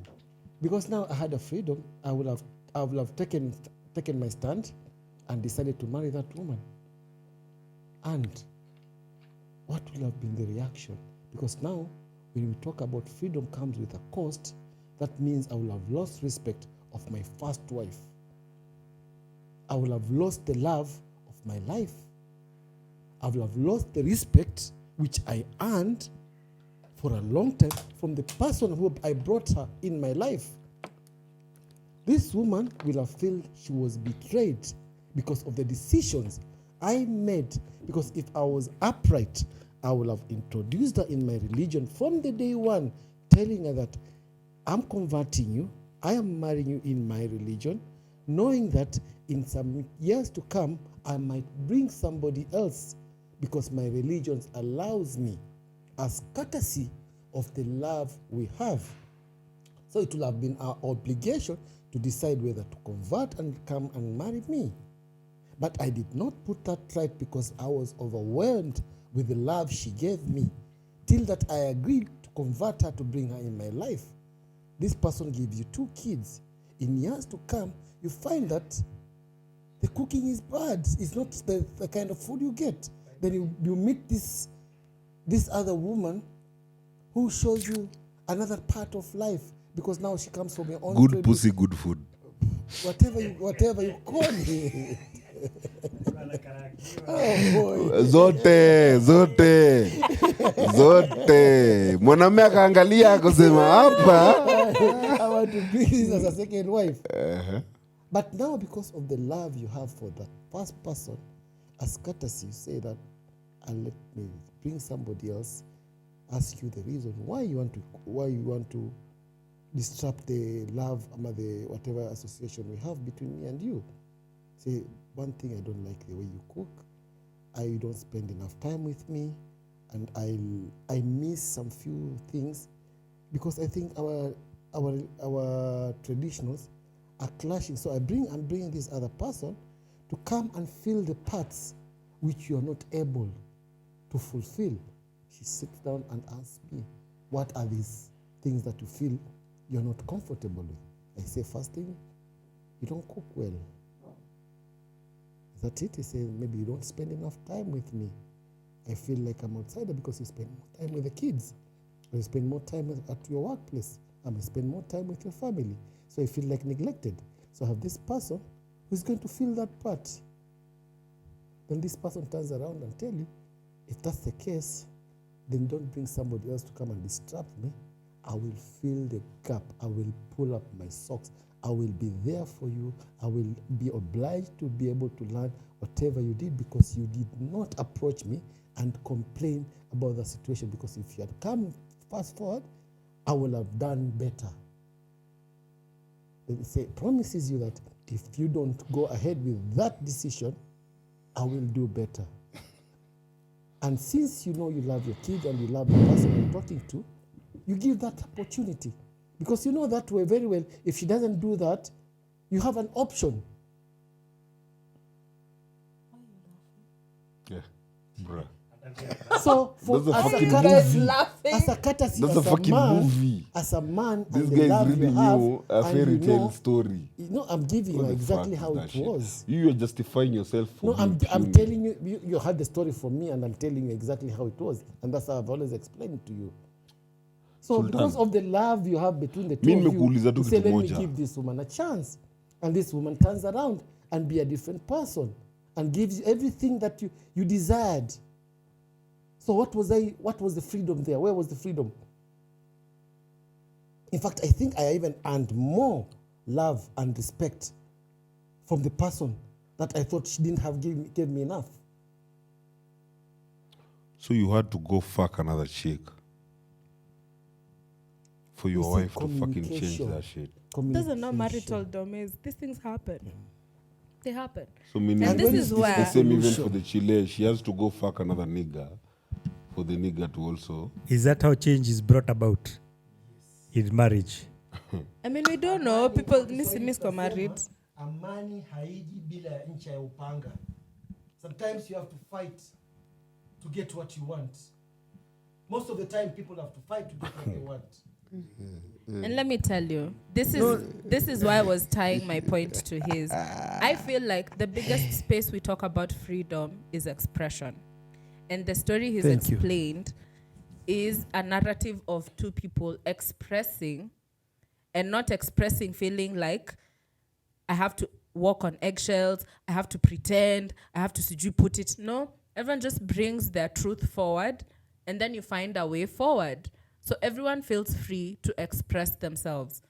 Respect is a huge motivator for men. That's what I'm hearing from you. Love is a huge motivator for women. But the freedom is in expression, man or woman. So if you express yourself in respect for me, I'll express myself in love for you. Hopefully, yeah. No, that's how it's supposed to be. That means I don't need to marry you. I don't need to do any cultural shit. Unless that's the conversation we're having. No, I don't need to do all that shit with you. You don't As in, need I to, but love maybe you, you'll want to. You respect me. You don't need to, that's true. I don't want to. If you don't want to, then you will express that. Again, And then you will have been acting in your own freedom. I'm going to love you. You're going to respect me. Period. There's no any commitment from exterior. There's nothing. There's a third party coming to sign for us anything. No. This is me and you expressing our love to each other, right? Sawa. In our own way. Uh-huh. Yeah? So we don't need no extra party. Which is But the extra love is party. commitment. That's one thing you're forgetting. Again, I thought we are committing. Yeah. Yeah? There's We commitment. are committing right now. But this is the thing. People view commitment differently. What you're saying is there's no relationship. We are not No. talking about people. We are talking about you. Naona nimekwambia tunacheza si. You are my wife, right? Yeah. So mimi Emi, wewe unataka love, I love you. Mimi nataka respect, una respect. Yeah. Commitment inatoka wapi? Si tushapeana. That's commitment. because that's what I want. But No, si what if I tumepeana. tell you, Dizo, me, I'm someone who wants a commitment before we advance anywhere forward. That'll change. So the- your how- commitment ni gani unataka? Because No. unaweza kupatia mimba, hiyo ni lifetime commitment. Be my boyfriend, be my husband, something. Are you commitment phobic? So it's not about me making you pregnant. That's not a commitment. No, that you're too una that's responsibility. That's not commitment. And both parties should look at it as I need responsibility. to kneel down and propose to you and tell you I want to commit to your life. You don't have to kneel. Personally, I find that cheesy. But So I can give you a ring. if you voice your intentions clearly, I'll be happy. So I tell you, hey, I want you for the rest of my life. Can we commit to this? Do I need a marriage for that? Do you want is the question. Do you want a marriage for that? I don't want. Then you communicate that. I have communicated. I've told you. Anataka uende musain macontract na serikali Na hapo ndio nakwambia. ndio akufunga Unacha- sasa Come to you vizuri. and I've told you. No, I feel like this. You can't box me into making a decision. Dizo, you know me. I'm not prioritizing this shit right now. Diesel So knows on you. any corner, I'll give a biased answer. I'm biased. Diesel knows you, So but we don't. you see, in No, your me, I'm biasness, biased that's right where now. you're supporting. I That's why you're can't- supporting Sultan. Yeah, because Funny such thing, such because you're narratives. biased. No, because that narrative is also expressing freedom in another sense, in another different Ndio nimesema environment. hivi, you see, do you know? Yours is not. Tuingie kwa- Yours is tuingie kwa hii expressing context. egoism. It's like Tuingie- ego. It's like follow tutoe- my path on the highway. Nitoe.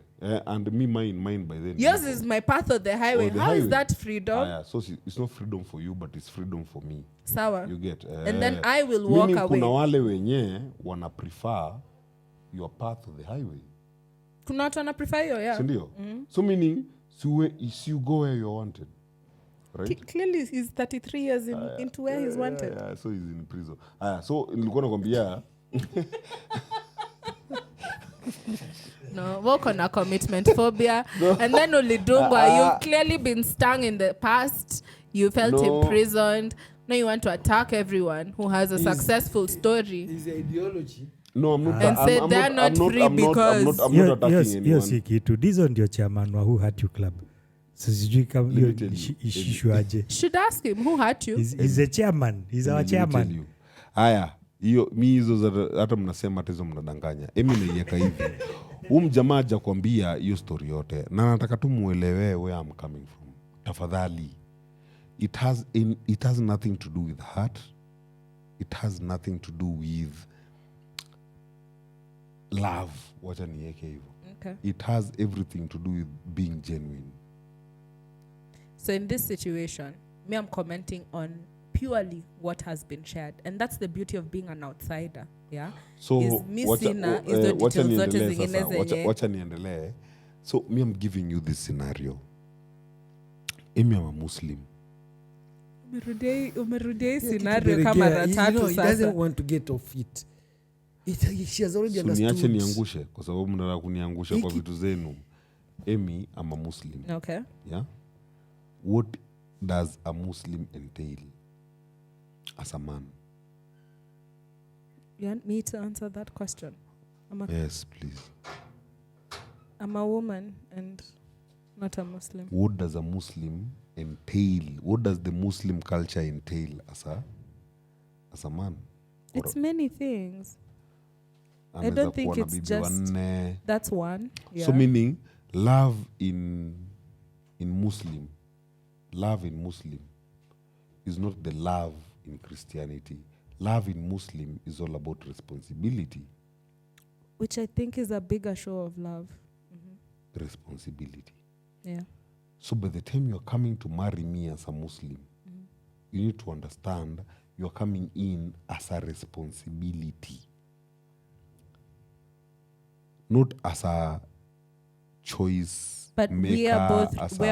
we're coming in and we're sharing that responsibility. No, there's no Yeah, sharing. otherwise I'm a liability. I'm not a No, responsibility. for Muslim, there's no sharing. Also, There is, the because mother I who is am growing and nurturing the taking care of kids. the home. What do you mean there's no sharing? That's the responsibility. No, there's no There's sharing. a gender in roles. Muslim. Gender There's no roles are sharing. there, and they've been specified. To make the In marriage Muslim, work, it's the Muslim between the man and the woman, there's no sharing. The man just becomes There's the man. gender roles. the women the become man the to women. Provide, the It's as simple women as to that. nurture the kids. There's no and sharing. taking care of the Now home. the women can share, but the man versus the woman, man and woman don't share. There's no sharing. And that's what I'm saying. There's gender roles. So now, on the gender roles, Amy, you don't know how to cook. Sawa na nimefix problem. You Mbona haven't. unalegea hapo? You haven't. You're not But qualified. there's people learn. There's someone who's qualified. You understand? But we don't And live only Amy on as your food. husband, and you. We don't live only on food. No, wait. This job is sensitive. Amy, Yes. and you're not qualified. You're So not qualified. we will put you on the management trainee program But what and I'm hire hearing someone who can from the do man, the job. from the man I love and the man who's chosen to marry me is he's disqualifying me.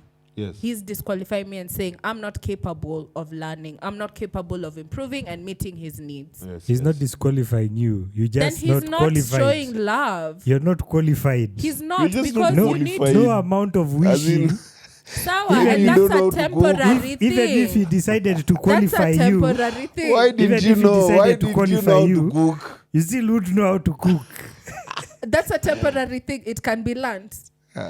You guys are the ones who are not giving enough. You're not being completely honest with yourselves. If you want another woman, you explain. Kama shida imekuwa solved, then why are you bringing this other person? If it's purely about your culture, then say that. Say, hey, I'm a Muslim man. I want to exercise my I rights. married you in my culture. And, yeah, then It was say, purely about my say that culture. na usimame hapo. No, si ndio sasa ndio maana nikakwambia Amy, But huu if ndo something shida. else, no, if Huyu something, hakusimama he's on his motivated, culture. he's motivated by something bigger than the culture.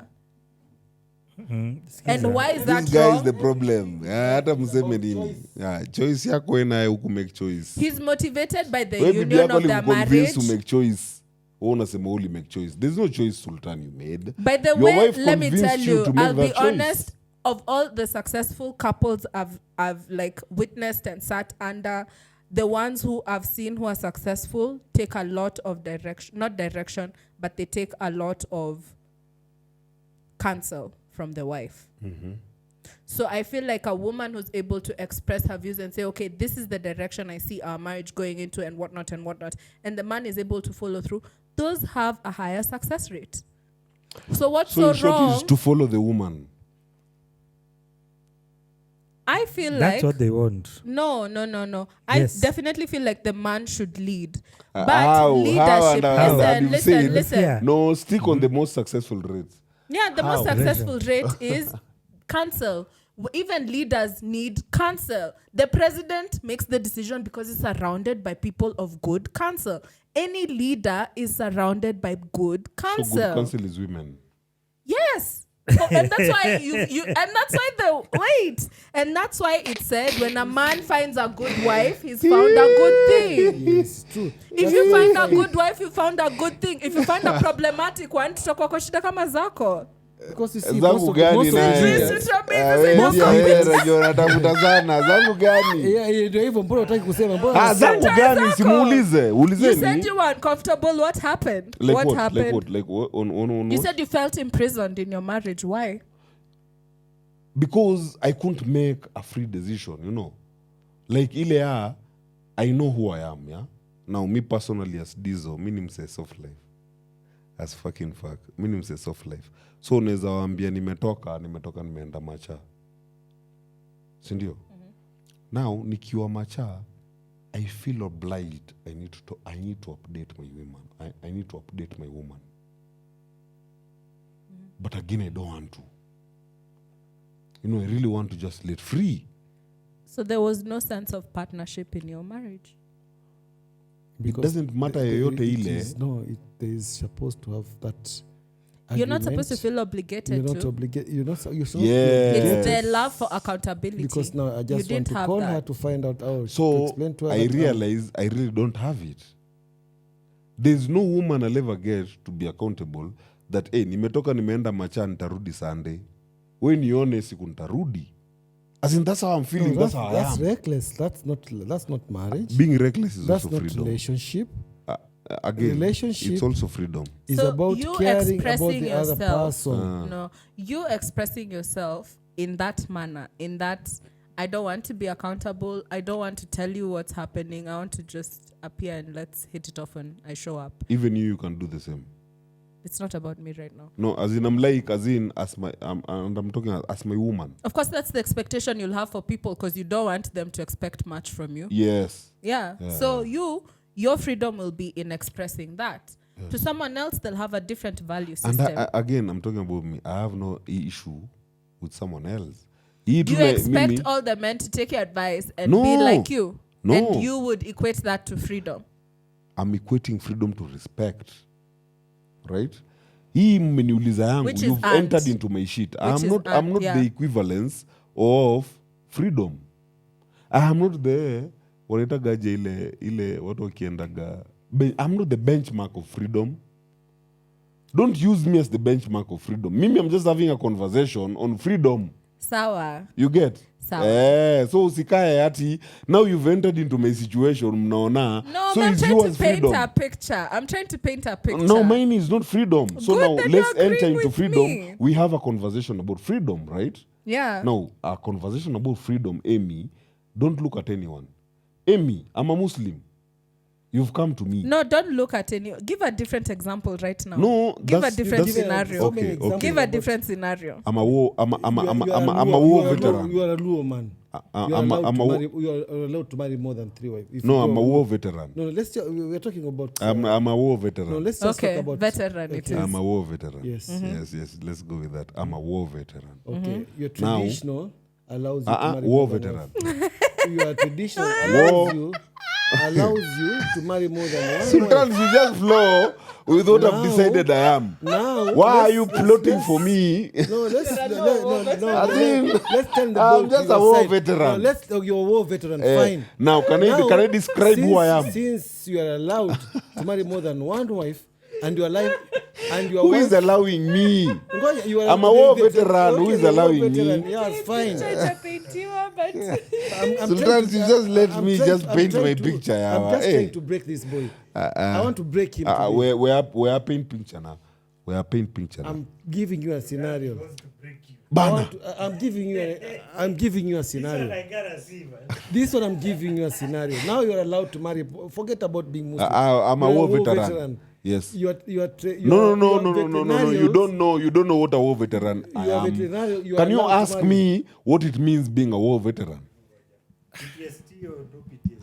may I just ask Bro, for a different I'm a war example. veteran. Now let me just flow with it. Usinipatie Hataki example kupeana law, naye. anataka kupeana war veteran. Wonda kuniforce na kitu yako. Thus you see, you're forcing me. You need freedom. This is not freedom. This is no fucking freedom, bruh. I'm a war veteran. It's like, no, you're a law. So now, Let me flow with veteran. now because he's Sultan, allowed let me flow with to marry more veteran. than one wife, he's a new Sultan has insisted with that shit. With one yani. leg shot. Sultan, can I be a veteran? with one leg short. Can I be a veteran? You can never be. You're still young. You have never seen As war. in, can we have a Your conversation? soft life. You Okay. cannot go to war. Aya. I'm a soft life You are fucking soft god. life. You don't know what that is. Can I describe it to you? Thank you. No man. Like, you can't go to war. Luo veteran imekataa hiyo. With one leg shot. Haya, wacha tukuje. Uh-huh. I'm a soft life fucking nigga. Now, kwa wale wamenisikia kwa ball, ujue huko nimeji-express fiti sana kwa ball. I am no loyal to negativity. I am no loyal to negativity. I am no loyal to lack of results. I am no loyal kwa watu wangu wa ball. Mimi I can switch a team like this the moment that team is not giving results. True or false, Sultan? Najulikana kama the biggest kigeugeu fan in Kenya. But mi naisema I'm the most expensive fan in Kenya. Not only in Kenya, in the world. Hakujai kuwa na fan transfer. Bro, I was the first fan transfer. Mshaiona hii dunia. First. Spendi shida, bro. Soft life. Sasa niulize soft life ni nini? So for me, my woman, sifai kuonea woman wangu wivu. Either she's not supposed kunionea wivu. That's soft life. So saizi nikika hivi, mimi naweza taka demu wangu watoke awaringie. Juu unajua demu atarudi wapi? Sasa yenye nitasema tunatoka. Demu atatoka. Hata kama anakunyonya, atatoka kutoka akuje wapi? That's freedom for me. Bro, I have nothing held against you. And that's love. I have nothing held against you. I know you will never hurt me, and you know I'll never hurt you. That's love. So nikuje nikuambie, I am bringing another woman, you have no problem with that. Because you know I'm not going to hurt you. There's a word for that. It's called soft life, bro. It's called ukiongeza It's hapo called mbele. barbaric. Yes, sasa siku hizi inaitwa soft life. Na ndio hii inakufundisha. Because being I am barbaric- not going to hurt a woman because of barbarism. I am going to be with a woman because I want to be with that woman. That woman is going to be with me because she wants to be with me. Bro, it doesn't matter whether I'm an asshole, But you are whether one. I'm a fucking... it doesn't matter are for that one. woman. Whether I'm a fucking Because thief. once you don't have feelings, you're as good as an asshole. But he'll attract fellow assholes. It's okay. I'll attract my thank fellow assholes. You understand? And that's freedom. So when I'm sitting with you and you're my wife, We will and love you're not assholes. an asshole as me, but you're helping me on other situations, Everyone akona mtu I will go for an asshole. You attract what you are. I attract what I am. So unaniambia nisi attract you because now you want to become an asshole, and yet you're not an asshole. So why are you judging me? That's the question I have as well, though. Why are I'm you not judging me? Okay. Why It's are you either judging my decisions? Like- Ni kama mjasikia chenye nimesema. I heard you very well. Wewe umeenda umeambia bibi yako, mimi nikaa nikuje niambie Amy, mimi nimeendea dem asshole. Si ndio? Nikuje niambie Amy, so unajua wewe si asshole. Huh? Yeah, so I need you to be an asshole. Ndo nisiende asshole. Uniambia okay, I'll be an asshole. And then I'm also there seeing a woman who's not an asshole being an asshole. It's the same thing mtu anafanya. Oh, Nimekuja nimekuambia I found a good cook. upgrades. You kama unajua kitu kinaitwa upgrade. Then uniambie I can cook. Now I'm seeing a woman who never knew how to cook develop how to cook. we're not so bad with that. So you could do all this shit all along. You just needed a challenge. Yeah, and you Motivation. didn't You are not complain being- all you're not along. being It's called genuine motivation. who You are. did complain all along. No, by the You way, liked the Nimesema package. tena By I've the been way- complaining. As in mimi mbona unaruka hiyo part nasema I've been Skiza. complaining. Umeanza sasa hivi. Oh, iko ndani Ah, huko. skiza. Naona sasa Skiza. ukileta mtu ndo naona okay, we're in jeopardy we now. ukwai So- complain. Not even a single So day. who's the problem now? I am the Solely who's the problem? No, you don't know what He's you a- miss. He the is the problem. problem. No, hata nasema let's talk about the You problem. don't know what you're missing until you see it. Kumanina zako. Haki ya Mungu tena. Ngoja, you- Haki ya Mungu. Ngoja. You don't know Hii what naye you nasema, have it jamaa till you see kumanina it. zake. Ngoja. Hata kama napikiwa, ngoja nikwambie. Umeambia Soli kitu fiti sana. Umeambia Soli kitu fiti sana. You didn't tell your woman kama chakula ni mbaya. kama chakula yake ni mbaya. Yes. So who's the problem? Sasa Who was fucking pretending? You puny ass I motherfucker. was there because of love. I was there to Love survive. tena naye. Love Now, ni pretense. I didn't know that Love I ni missed pretense. that food till the time I was served Wewe. with a different food. Wewe Nikajua, tunakuona oh, kumana zako kumbe wewe. men can Wewe be treated tunakuona like this. wewe. Kumbe men can be treated like this. You see, Na yeye now, mtetee sasa. Better not it. Mtetee. bado Mtetee. ngoja, Mtetee. ni kama Because diesel. honestly- Ngoja, kama diesel. He didn't tell Ngoja, the woman ngoja. her food is bad. But what he's saying is you have a package, you like 80% of it. No one is ever going to make you happy 100%. That's bullshit. And then you Wewe pia 30%, no, it's the truth. We ni You- Mariam. Hiyo tunaona huyu ni- ama ni 30%, mtoto wa Mariam. the time Patiana mic huko. your me time tell and you. you complain about the 30%, a change happened. When you're not honest, it's It's about honesty, being bro. honest. Okay, It's so you honesty. guys It's want to about pump being- your chest. You're always honest. You're not always honest. You Oh, will I lure am very someone with honest. your Can you until focus on until this shit hits situation? the Sasa hivi fan. unataka kuanza kuleta shit nyingine. You're not diverting this shit. Can you deal with this situation? Huyu mumejieka Yes. pamoja. Look here. We are down dealing with with this situation. Go down with this ship. Yeah. You see, me, I want to give him an example. I want to give him an example, and he doesn't give me time to explain. Your example. Okay, though. just hold on. Okay. It's like when you're having sex in the house. You've been having sex with your wife for quite some time. You know your sex is perfect because you're used maybe to one style, or two style, or three styles.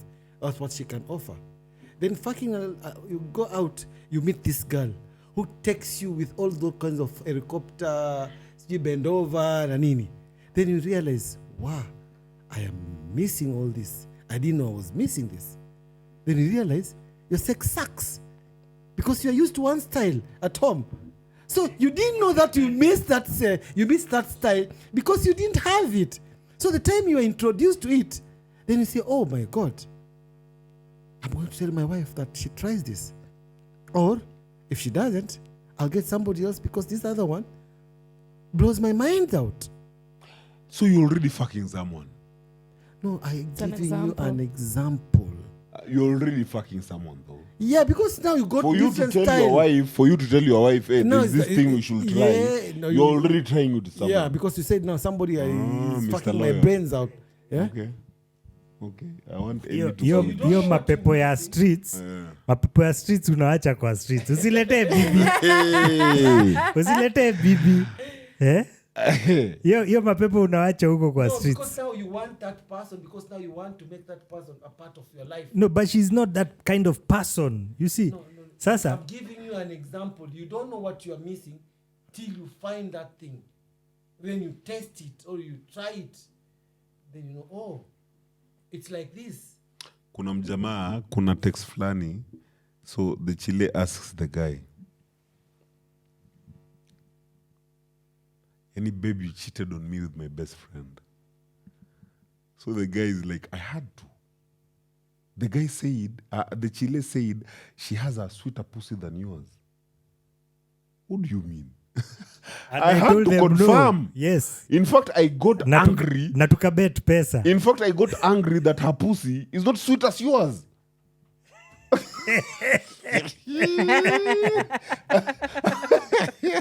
What are you going to tell to that nigga? He went testing. Oh. Went skin deep. So the wife, if the wife does the same, is also okay. So mkuje mpatane tu muambiane, hey, cheki, we've It's tried not that. a tit for tat thing. And I feel like Ali, if your tit is that, my tat doesn't have to be that. I can get you in your weak area. By the time we're close, nitakuwa nimesoma. Like nimekusoma, I'll be like, don't okay, know what I'm not you- going to pull you the don't same know card. what Hiyo you're itam- missing. hiyo itamguza kwa roho. Let me find something else. So this don't is know not, what this is you're not tit missing. for tat. This is not No, tit for you tat. don't know what you're Hii missing. tunaiongelea what you people talk about love. Love is tit for tat. You know. Love tumeseliwa is give and take. Love tumeseliwa. But that's you not give me love. This, yeah. That's just transaction. Love comes with condition. Oh, so Amy, thank you. What is our society definition of love? I mean, our view of love is very transactional. I'm not Thank going you. to lie. And what have you said? Yeah, it's So transaction. you're It's not looking at love. tumeseliwa. It's what we've been told, but it's not. So that's the love. Okay, in our someone society. tells you this is color blue, you're going to say, okay, now it's blue because Amy, everyone has you're said not it's the blue. society. You're not the majority. I'm not the majority. Yes. Now, can we talk about the majority? Okay, What is the sawa. love in our society? You see, that's the problem of being that's the problem. What of is being the a love victim. in our society, That's the Amy? big- Yeah, that's give the- and take. That's Yeah? the- Give and take. right? Yeah. But the real love is supposed to be give and give. Yeah, No. you want Can your the people union in our to society give more harmony. comprehend that? Yeah. Can they comprehend that? Somebody cannot give you love, you give them respect. It doesn't work that way. You give love and they Can you take love. ask what a give and give is? You're in a give and take. Yes. Yes. Now, can you ask what a give and give is? You can't describe what a give and give when you are in a give and take. But love, that's So how- let me tell you what a That's- give and take is. So, Sultan, a give and take is me, I'm giving you, me, I'm loving you. Then another person is just taking that love, and we are mutually okay taking with it and doing what with it. Dizo ameuliza swali, a very deep question. There's a writer, very wise writer, who said, a flower gives us its scent irregardless of who is there, whether you're there or not. Why? Because it is a flower. Somebody who loves will love you either way, Regardless. whether you Yeah. do for them something or not. Lakini here, I'll only love you if you do something for Conditional. me. Conditional. That's not love. Yeah, that's just data aje sasa. It's very transactional. It's Sultan. Yes, Yeah. we are talking about wildflowers. We are talking about that ship, by the Roger. way. We are talking about I was wildflowers. going to say I relate with both explanations because I'm look, done with okay, that this is the thing, yeah. The sun doesn't shine for itself. The sun shines. It shines Because it's for the the sun. environment. A flower It doesn't doesn't bloom even shine for the itself, environment. The sun shines because it's the sun. Sour, That's but what suns do. sour, but the experience of the sun is felt in the environment, yeah? So Yes. it's shining for the environment. Yes. The experience of a flower is felt in the environment. It's not felt in itself. Yes. Its colors and whatnot. Your expression is for your environment. So I Yes. understand you. What he's saying though is that environmental factors can also affect that expression. So it's not love. Sultan is talking about GMO flowers. No.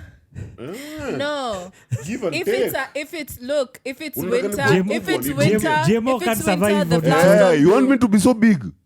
Dungami. You want me to be so big? Add some No, nutrients. now that's transactional. And that's what Sultan is talking about. No, I don't think that's what he's talking about. What he's You are okay, going- yeah, there he manure. goes, there he goes. Okay, And you're going manure. down with that ship. I'm not going down with it. My friend. Me, but today I'm the neutral one. We are talking about wildflowers. Wait, They are no, wildflowers. Maji, soil, basics. They are wildflowers. Soil and The water. ones that God takes care of. They are not prostitutes. Oh my God. Don't hate on God's creation. Prostitutes. I'm telling you, this guy.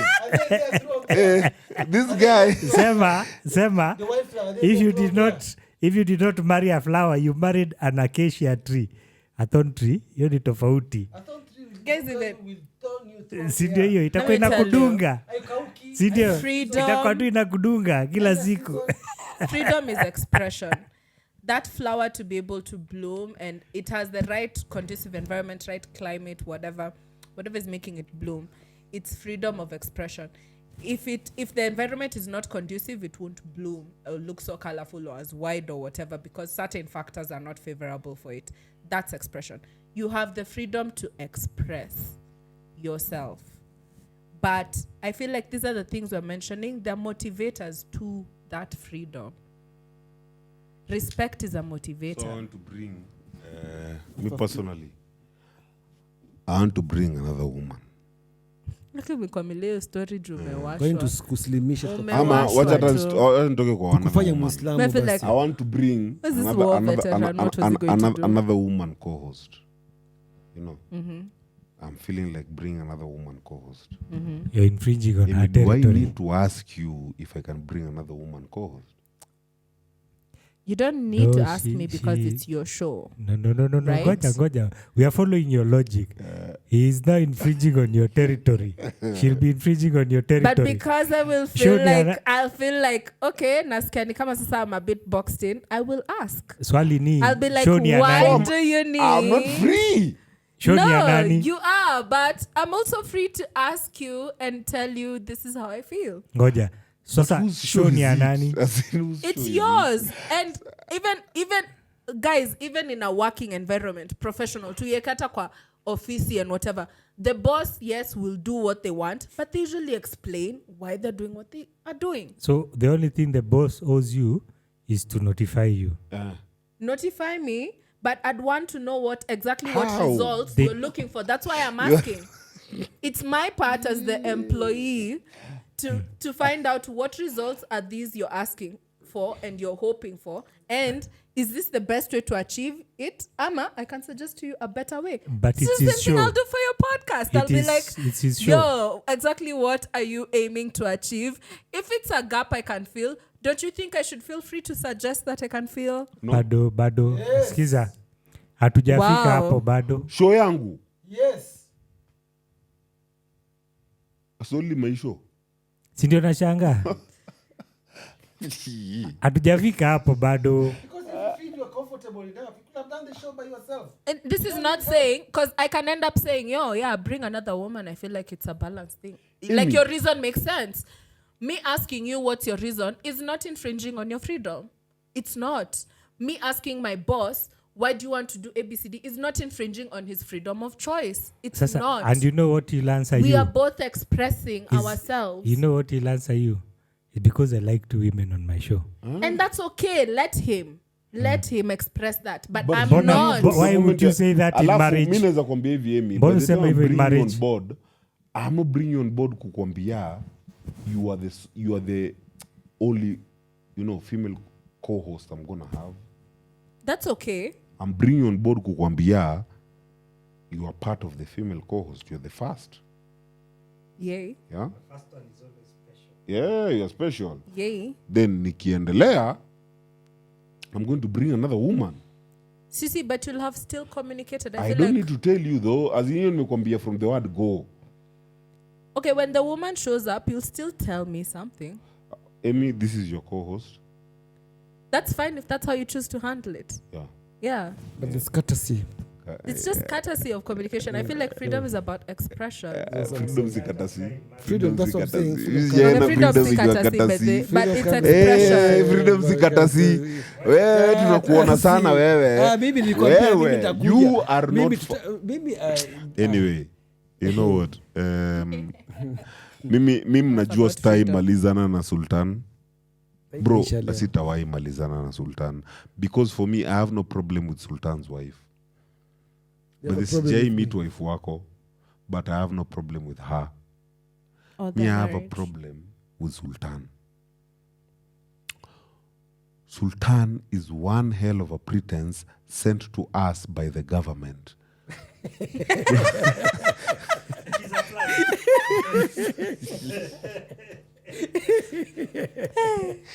Propaganda. Propaganda. That's how To make propaganda us- starts. To make us turn into weak men. That is Sultan for you. Ama ametumwa na Women's Guild. Bro, Sultan kuna vitu anaweza You sema guys, ikuwe. honestly, let me give you a woman's perspective. Why do you think it's so easy for a man, for example, let me give a basic example like that cooking one, yeah? And the guy is not enjoying the food. Why do you think it's so easy for a man to say, yo, enye, I'm going to do this instead? That takes effort. I'm not going to express how I feel or whatever until something else happens. Even when they're choosing like to pretend or whatever, I feel like it's following their value system. And all of these things take strength. Just the same way it takes strength for you to say, yo, I'm going to bring someone else because, okay, that thing can go down my throat. The same way he will say, okay, this is not a pressing problem right now. And then when it is, he'll do something about it.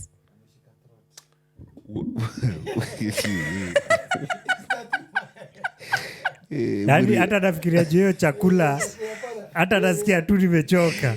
Hebu rewind. Diesel is mind haiko kwa kwa chakula. Ati unasema umeona niga, Ameweka kwa throat. uko na that thing is not going down my throat. I saw. And then you I saw brought that him coming. another girl. Like, hey, suck his dick. Because me can't take that. But you can take it in your pussy, right? I don't understand this analogy. Like, why are you bringing him another woman? Because you can't take that dick down your throat. Okay. Yeah? We've moved from food to... I know. See, man, No, made you, you you trap. can't slide on that like that. Made you trap. You have to bring in Okay, in a fine. I had specialist. it also. I had it when I was saying it, but I'm like, Shasema, let me just move on. What do you mean? And you look at a nigga you're like, that dick is so big, I'm adding you another woman. Bruh, so niggas, you need to have big dicks. Yeah, I'm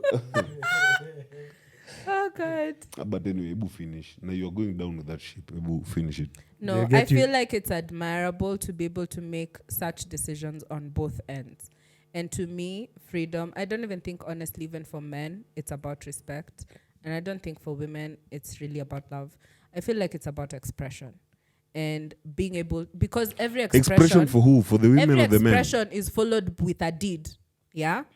If you have ended up expressing your frustrations and you feel like the best option is to walk away, you walking away is the best thing you can do to yourself because that will maintain your sense of freedom.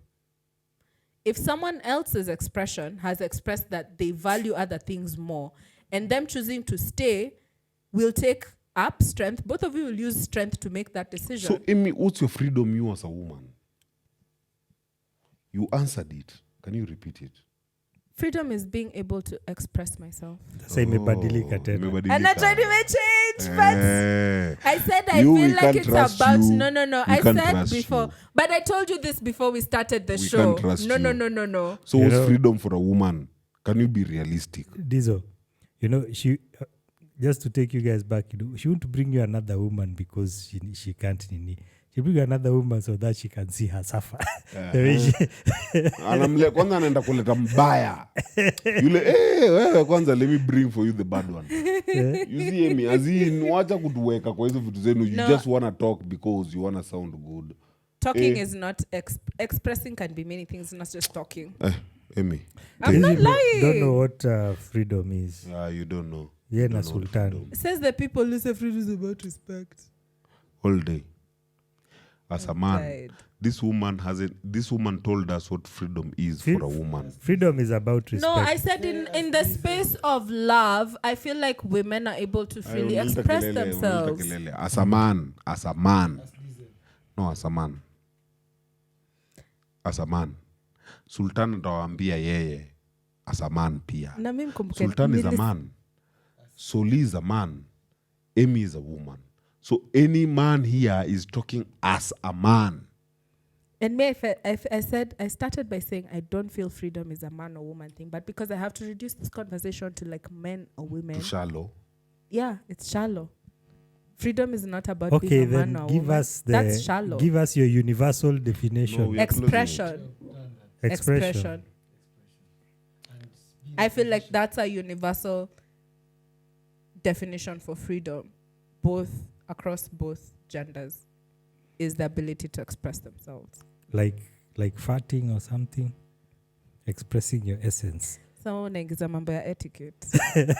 Sio ni expression. And you've just broken that down again. What? Sasa tumeingia etiquette. Hiyo ni Anyway, etiquette. wajeni tumalizeni show bana. Mi nisemee. So this has been the 420. The Mi bado 420 show. sijapata Stripped down. freedom. Sijapata freedom from watu hapa hivi. Because you Nilikuwa just nimekuja fully kupashana expressed kiasi yangu. No. I didn't need to express myself. I really wanted to pasha Sultan. Sidhani kama Sultan anatupatia yeye. People are not holding Sultan accountable for Sultan. Stop holding Sultan accountable as a couple. It's Sultan. Tutamshika siku moja tumfunge na makamba. Na But then you've tumshike attacked his balls. marriage. When you're attacking one person and you attack No. the marriage. His marriage is legit. We have no problem with his marriage. As in, me respect Sultan in his marriage and his wife. Yes. But Sultan as my buddy. Bruh, I have so many questions, man. Bruh. I'm feeling like, bruh, we ain't living this shit. So, hey, waja watu onane ni Sunday. Sunday, you know, we do the sacrificial Sunday. Pale hivyo tukiwa na Crucified Amy. Sundays. Fuck. Crucified Sundays. That's you introduce it now. There. Yeah, Crucified Sundays. Again, will just be breaking down norms, breaking down ideologies that we've accepted as, right. I know everyone is so hell-bent on being correct. And on that show, we just want to be natural. So we just want to welcome you guys. Let's be natural together. No one's judging anyone, even though we're crucifying, some things. It's just so that it can be reborn if we look at it from a religious point of view. Natural ndio nini sasa? Mnaingianga show ukiwa ndethe ama? Utajuaje? Suka muone. Mimi sikaribii huko bana. Sikaribii huko. Natural Kamuone. expression. Sultana anakuaga huko Buda. Wewe. Unataka kuambia venye oji zo happen. Yimu naigiza ma images kwa Awe kichwa. kamuone. Saki ma images Let's be kwa kichwa. natural together. But yeah, manze, on Sunday we do a crucified Sunday, manze. It's venye tu Amy amesema ni mahali pale tunabonga nika cancel culture. Yeah, but yeah, we don't hide shit. We simplify shit, we complicate shit. Venye tu inakaa hivyo ndio tuna deal nayo. And then inakuja na both sides. Kuna Amy na kuna mimi, and you've seen Amy is a very strong character. Ameanguka na wamedrown na Sultan. We're Imagine not that shit. drowning. You know, Sultan, huu ndio ule demu unaambiwaga unaweza wa bibi wa pili, na unajua unamwangalia hivi uko like bedhe, wacha tu nitabonga na bibi nionekana atakubali, hata kubali. Hiyo ndio the saddest part. Sijui kama kuna Atakuconvince akwambie nope. Sijui kama kuna bibi ashawa ikubali, mimi sijui. Bro, mungezaliwa kama Waislamu wale legit, amngekuwa na hizo shida. But nyinyi wawili hapa hivi, huu Sultan amevaa hivi tu.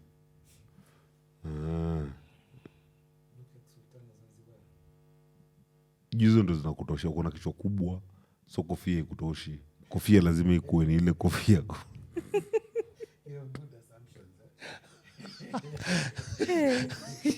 Anyway, manze, this has been the 420 Strip Down Show, manze, where we embrace the darkness and accept our weakness.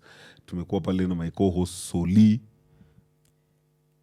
Poa, poa. Sema vile umechelewa. Mimi nasema hivi, freedom is the ability to pursue your happiness. Fuata happiness yako. Otherwise utazeeka umekasirika. Na tutaki hivyo. Thank you, Soli. Sultan. Tudare. Freedom is just speaking the truth. Then you don't have to remember the lie you said yesterday. As long as I speak the truth, I'll always be free. from whatever I say, whatever I do. I'll never change my narrative. So take my example. Be as free as I am. Be mentally fit, physical strong, and say exactly what you mean. Freedom comes with a choice. And my choice is just speaking what is in my mind. No red tapes. Thank you guys. Have a good weekend. Second wife umemaliza. Ati? Umemaliza. Nimalize? So as I said, before you guys crucified me, freedom is about expression. Hopefully, it makes you happy, whatever it is that you're expressing with your life. But, you know, truth is noble, but we know people tell lies. May I'd say just express yourself and hold yourself. Be responsible for your actions. That way you'll actually experience freedom. Because if you're pointing the finger at someone else, then you're not taking responsibility. And you really can't figure out your own authentic expression. So, yeah. Huo ni second wife wa Sultan. Mwenye hata haikuwa.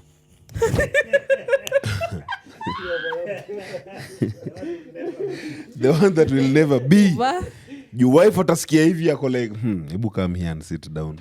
But anyway, majamaa, so yeah, that's the 420 crew manze. Tutakuwa tunapatana venye tu amesema tupatane tena Sunday. Crucified Sundays. Hapo hivyo si ufanye hiyo shughuli yetu hapo hivyo ya kucancel. The cancel culture. But it's very blunt.